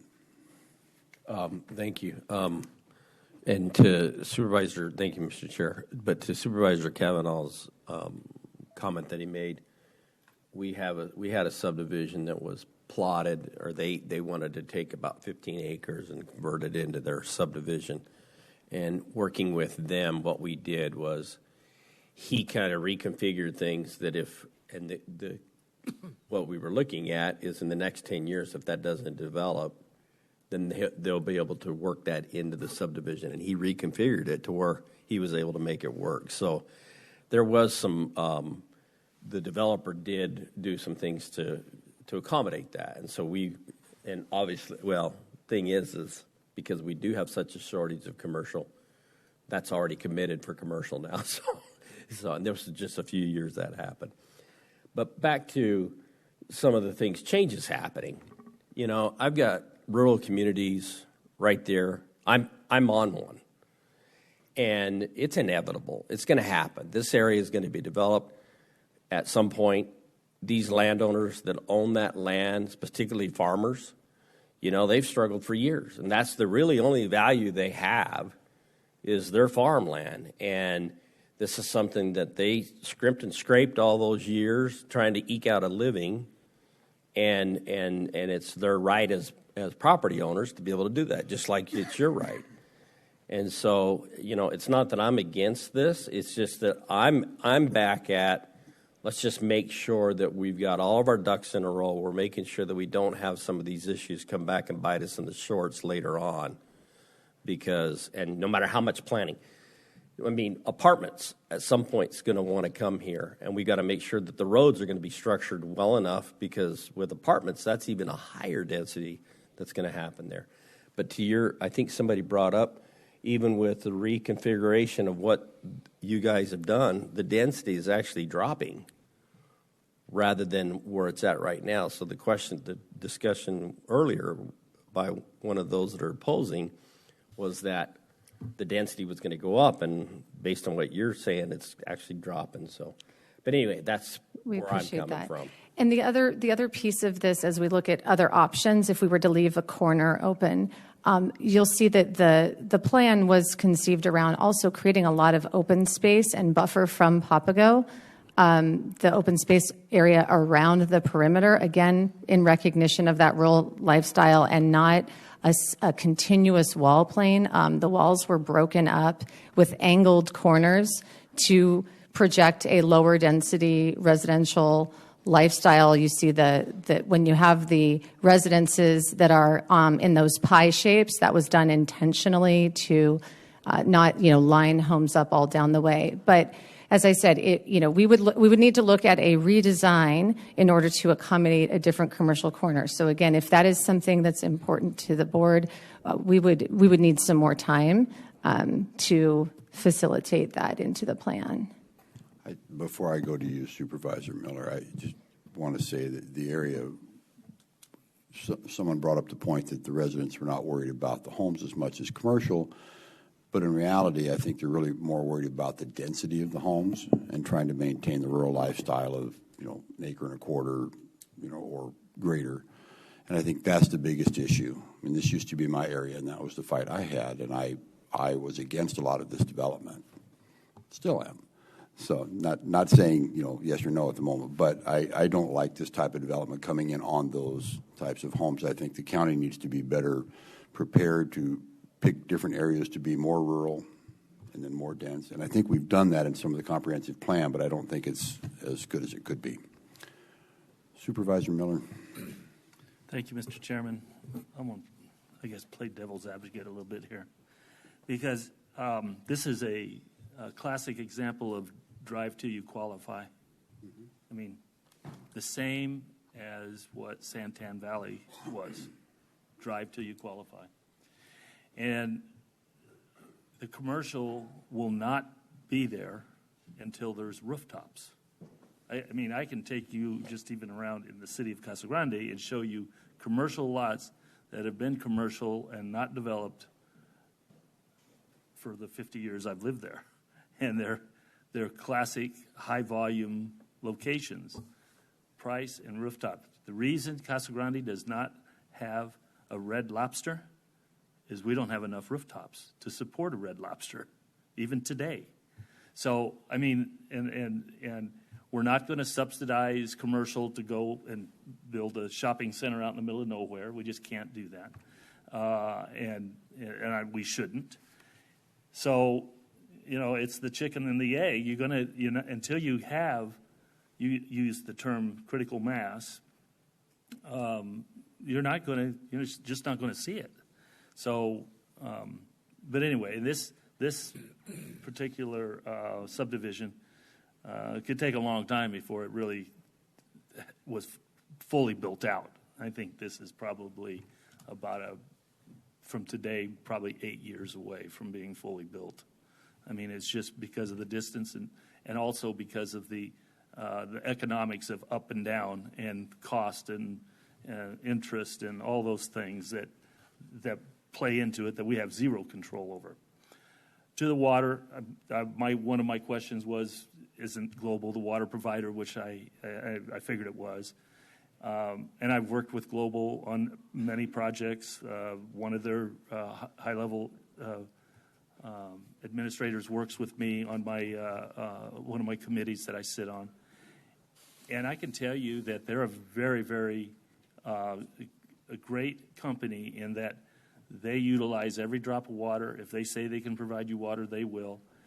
One of the benefits of a little bit more dense type development is Global takes all of their affluent and recharges it 100%. So that is really fantastic, and it's a model in which most water companies need to follow. It's a model in which I wish the county could almost enforce, and I'm working on that on separate issues. But they're very responsible, and they're not going to tell you they're going to deliver water and not be able to. And to the point, I say this all the time, if the water is a finite amount, whether you have farming or whether you have rooftops, all you change is the timeline. It's if in fact that's what it is, all you change is the timeline. So how we use this land and how we project it in the future. So if you live near some wide open spaces and there's land that's vacant next to you, you've probably a good chance there are going to be houses next to you someday. And another reason to go to to get off the septic systems which the acre and a quarter or 3 1/3 acres all typically are, we probably may be doing as much damage to our aquifer by having septics out there rather than some type of a package plant and sewer lines. Another reason for development is a good thing. So, I mean, I understand it. I think it's a good idea that you're lowering the density. The commercial will come. Not that picture, but anyway, there's a commercial property just catty corner from it. I mean, so. In a larger one. And so who knows? Yeah, there's going to be somebody come in, they're going to have a commercial corner, and they're going to want to get rid of it, and they're going to want to change it. I don't know at what day we finally say, no, you got to keep it commercial. But there's a lot of commercial property out there, but none of it will develop until there's rooftops. That's just the reality of it. So anyway, I think it's a good-looking project. I think it's a good-looking product, and I can't see a reason to, in my eyes, to deny it at this point in time. And I totally understand the lifestyle, the quality of life. Quality of life for one person is not quality of life for another person. I hate using that as a barometer, but anyway. And just to address the commercial too, again, it is state trust land. That full section north of us is state trust land, as well as south of us. So that these analyses don't factor in what that might become, and because that is at the intersection of a very intense, we've already talked about the intensity of that intersection, it's highly likely that there will be additional commercial development there with how they manage their land. So just wanted to offer that information.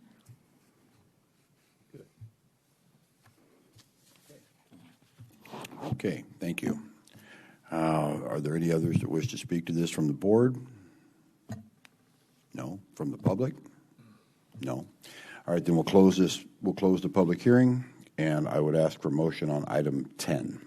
Mr. Chairman, I would move that we postpone this to a date certain, being next Wednesday. I think it's a regular meeting, the 2nd of November.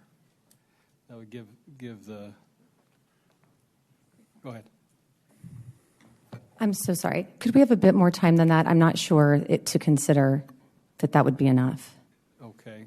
Natasha, when is... That's going to be November the 16th. Enough or more?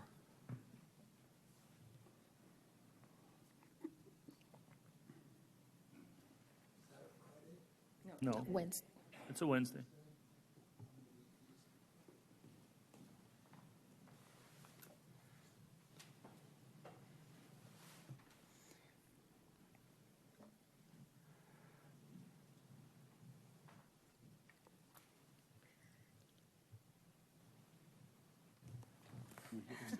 Mr. Chairman and Supervisors, I just had to get the calendar.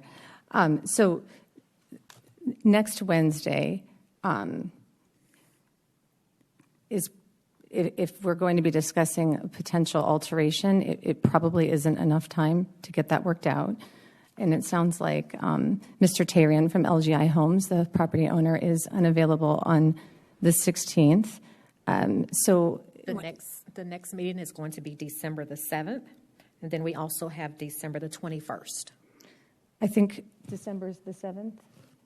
If there's a motion to continue, December 7th would be our requested time frame, if that is what the board's pleasure is. So, Mr. Chairman, that will be my motion to continue to a date certain, December 7, 2022. Very well. I have a motion. Is there a second? I'll second it. I have a motion and a second. Those in favor? Aye. Aye. Opposed? Hearing none. Motion's approved. December 7. A day that will live in infamy. Sorry, that's Roosevelt. Okay. Sure. So we're going to do 11, the same thing? Yeah. Does Yes. that Now we're going to 11. Chairman, before we take the vote on that next item, are we going to leave this public hearing open to allow for additional? I closed the public hearing. Right. On the 10th. No, I closed but 10 and 11 were discussed together. Or do we have? No, 10 and 11 was public hearing for both. Correct. But my question is, so when we continue it to December the 7th, Are we going to leave the public hearing open to allow for additional comments from the public? Because I don't know if staff will have time to, I guess, advertise for the December got it. 7th meeting for a public hearing. Yes, let's leave a public hearing open for that. Just a comment. As far as I know, new discussions with our new director. If there's an official announcement in this meeting on the exact date and timing of the meeting, then there's no need to re-advertise. As long as we state for the record that we're going to continue the public hearing. Okay. Okay. All right. Thank you. So to continue the public hearing, yes. Do we don't need to vote on that? I just get to say, okay, there we go. Okay, item number 11, then we need to vote on that as well. May I get a motion on that? I'm guessing it's going to be very near the same one. Yeah, okay, thank you. Appreciate the hint there. So I would move that we postpone item number 11 to December 7th. And just for clarification, if we can say continue. So Continues. my motion is that we continue item number 11 to December 7th. All right. We have a motion. Is there a second? Second. Have a motion and a second. Those in favor? Aye. Aye. Opposed? Hearing none. Motion passes. Both 10 and 11 are continued to December 7th. Okay. Item 12 is a public hearing and discussion approval to consider the county engineer's recommendation to establish as county highways as listed in Exhibit A attached here too. Mr. Wanamaker. All right, well, good afternoon again. Chris Wanamaker, County Engineer. Yeah, so this item, we have an exhibit with a number of roadways that, according to state statute, we have to establish them as roadways before we do any improvements. These roadways were as part of the recommendation of the TIMP, or Transportation Improvement and Maintenance Plan, that was approved by the board, I believe, last year. So this is just a process that we have to follow per state statute. So any questions? Any questions from the board? I'm good. No? Okay. This has a public hearing involved in it. I will open the public hearing. Are there any from the public that wish to comment on this item? Going once, going twice, sold. I will close the public hearing. And the board have any questions? Still no? All right, then I'd ask for a motion, please. Mr. Chair, I'd like to make a motion that we approve item number 12 as presented.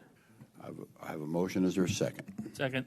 Motion and a second. Those in favor? Aye. Aye. Opposed? Hearing none. Motion passes. Thank you. Item 13, discussion, approval, disapproval of the lease agreement between Pinal County, the landlord, and Mammoth Fire District, the tenant, effective September 1, 2022, for the property located at 114 East Copper Street in Mammoth. Mr. Ortiz, you are up. Good afternoon, Chairman, board members. Joe Ortiz, Pinal County Public Works Deputy Director. This item is a request for approval of a lease agreement with Pinal County as the landlord and Mammoth Fire District as the tenant. This lease would enter for the sole purpose to use as a fire station and administration building. It is located, as you mentioned, 114 East Copper Street Road in Mammoth, Arizona. The lease will automatically renew for successive one-year terms unless terminated by either party. A little background here. In the past, we did have an IGA executed back in 1992 for this purpose.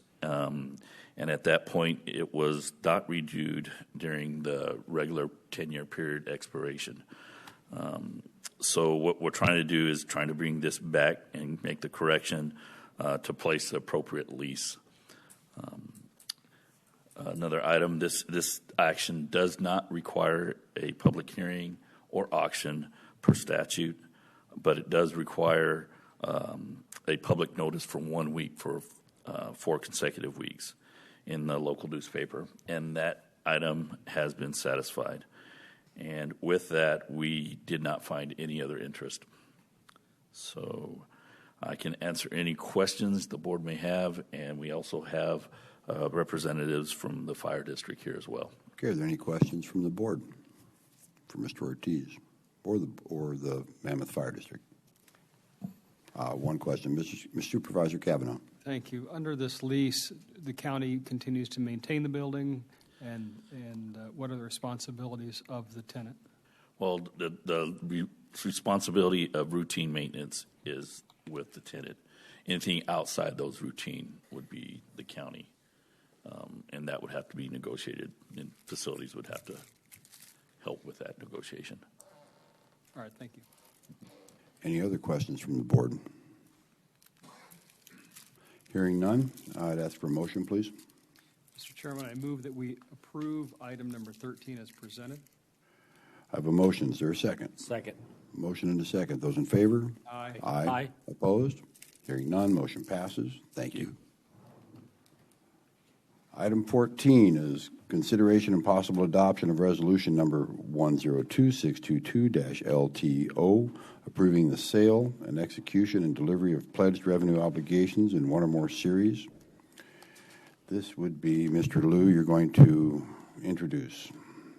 And you and I believe Ms. Woods.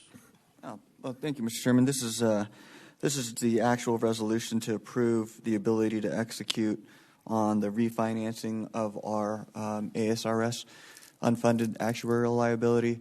We had the public hearing on it, and so today we're bringing forward the resolution. Thank you. Mr. Reeder. Good morning, Mr. Chairman, members of the board. Mark Reeder with Stiefel Nicholas. As you recall, we had a public hearing, I think, about 3 to 4 weeks ago on the new Arizona State Retirement System program called the Contribution Pre-Funding Program that was recently adopted by the legislature, as we shared with you.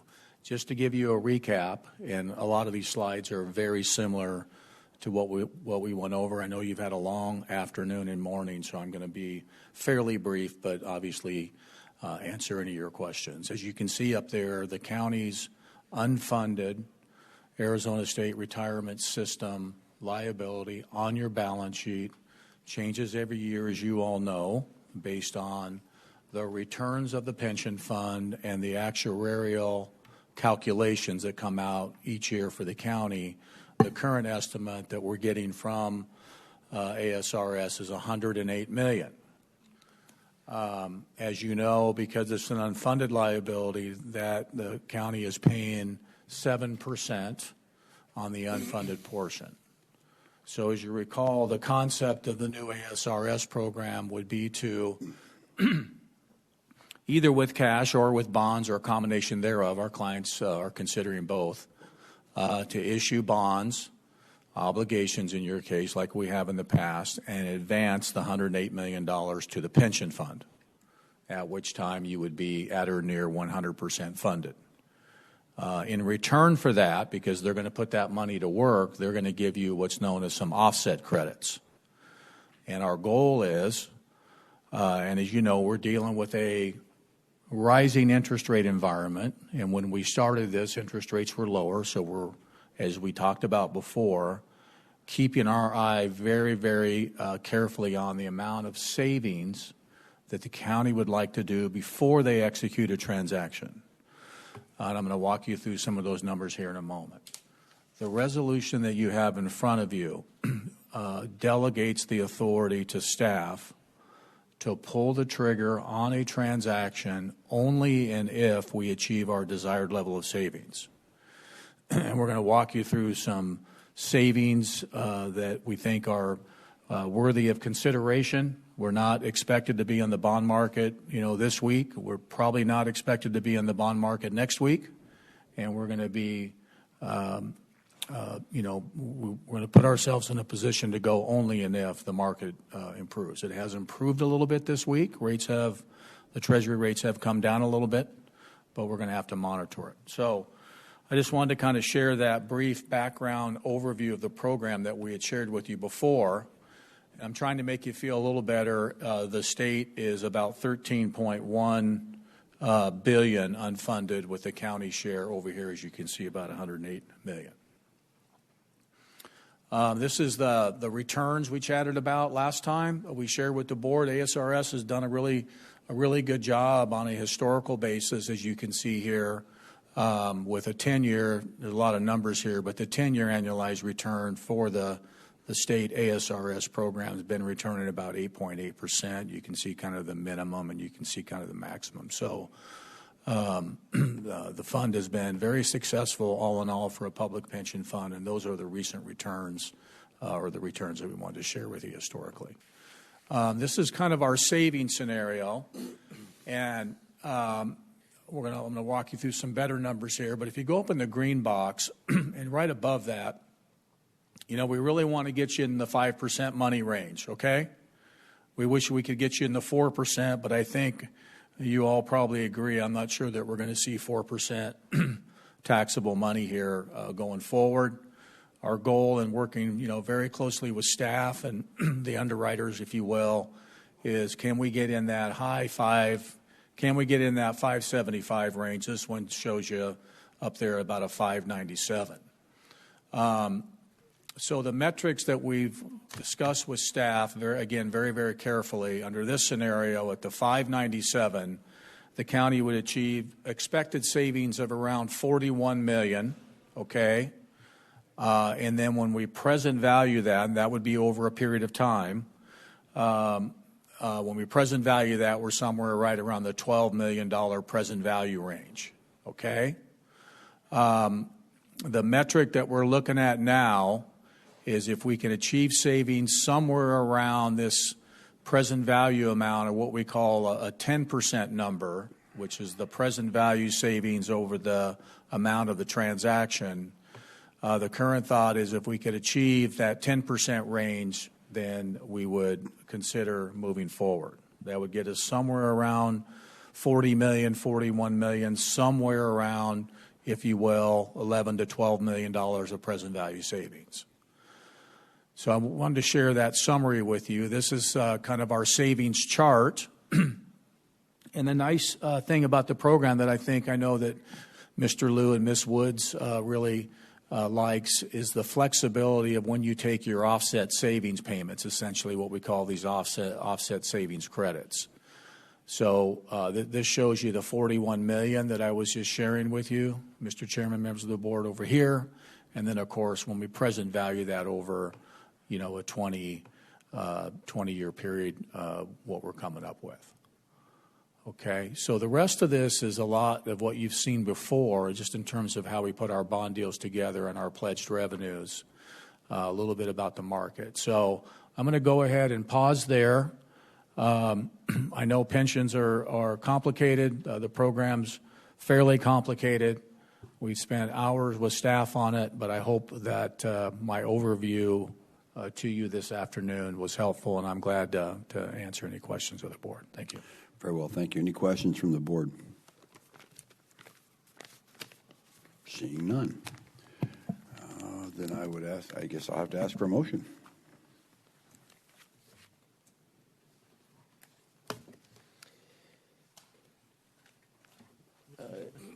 I'll make a motion to approve item 14 as presented, and that would be resolution number 102622-LTO. Second. I'll second. I have a motion and a second. This does require 4 affirmative votes, and I will call for a roll call.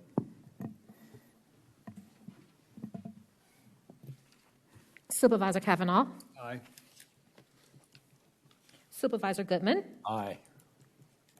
Supervisor Miller. Aye. Vice Chairman Surtee. Aye.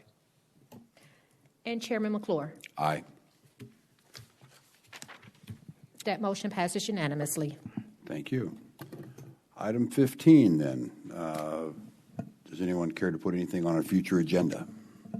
Supervisor Kavanaugh. Everyone else has left the call. Okay. Good. Elvis?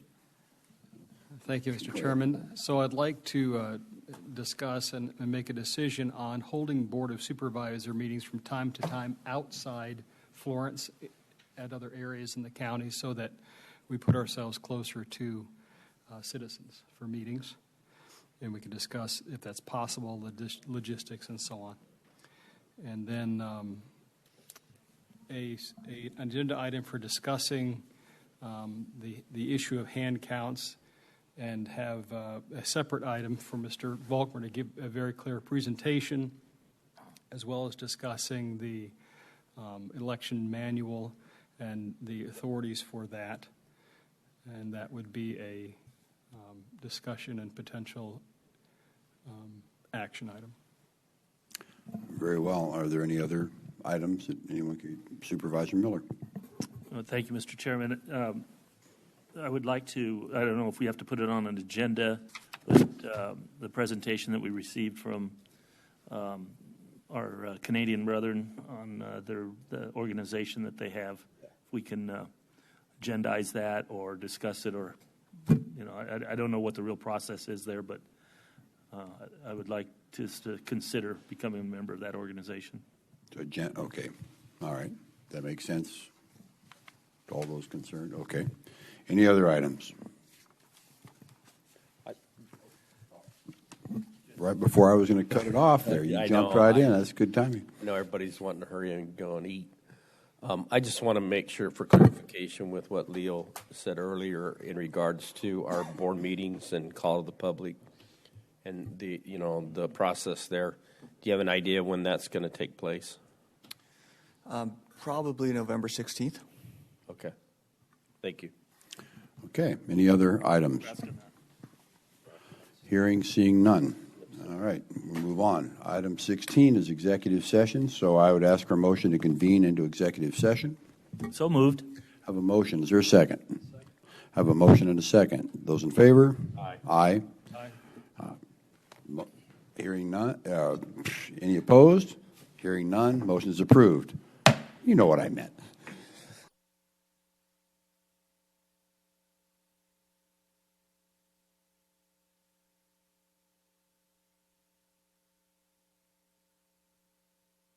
In that case, this meeting is adjourned.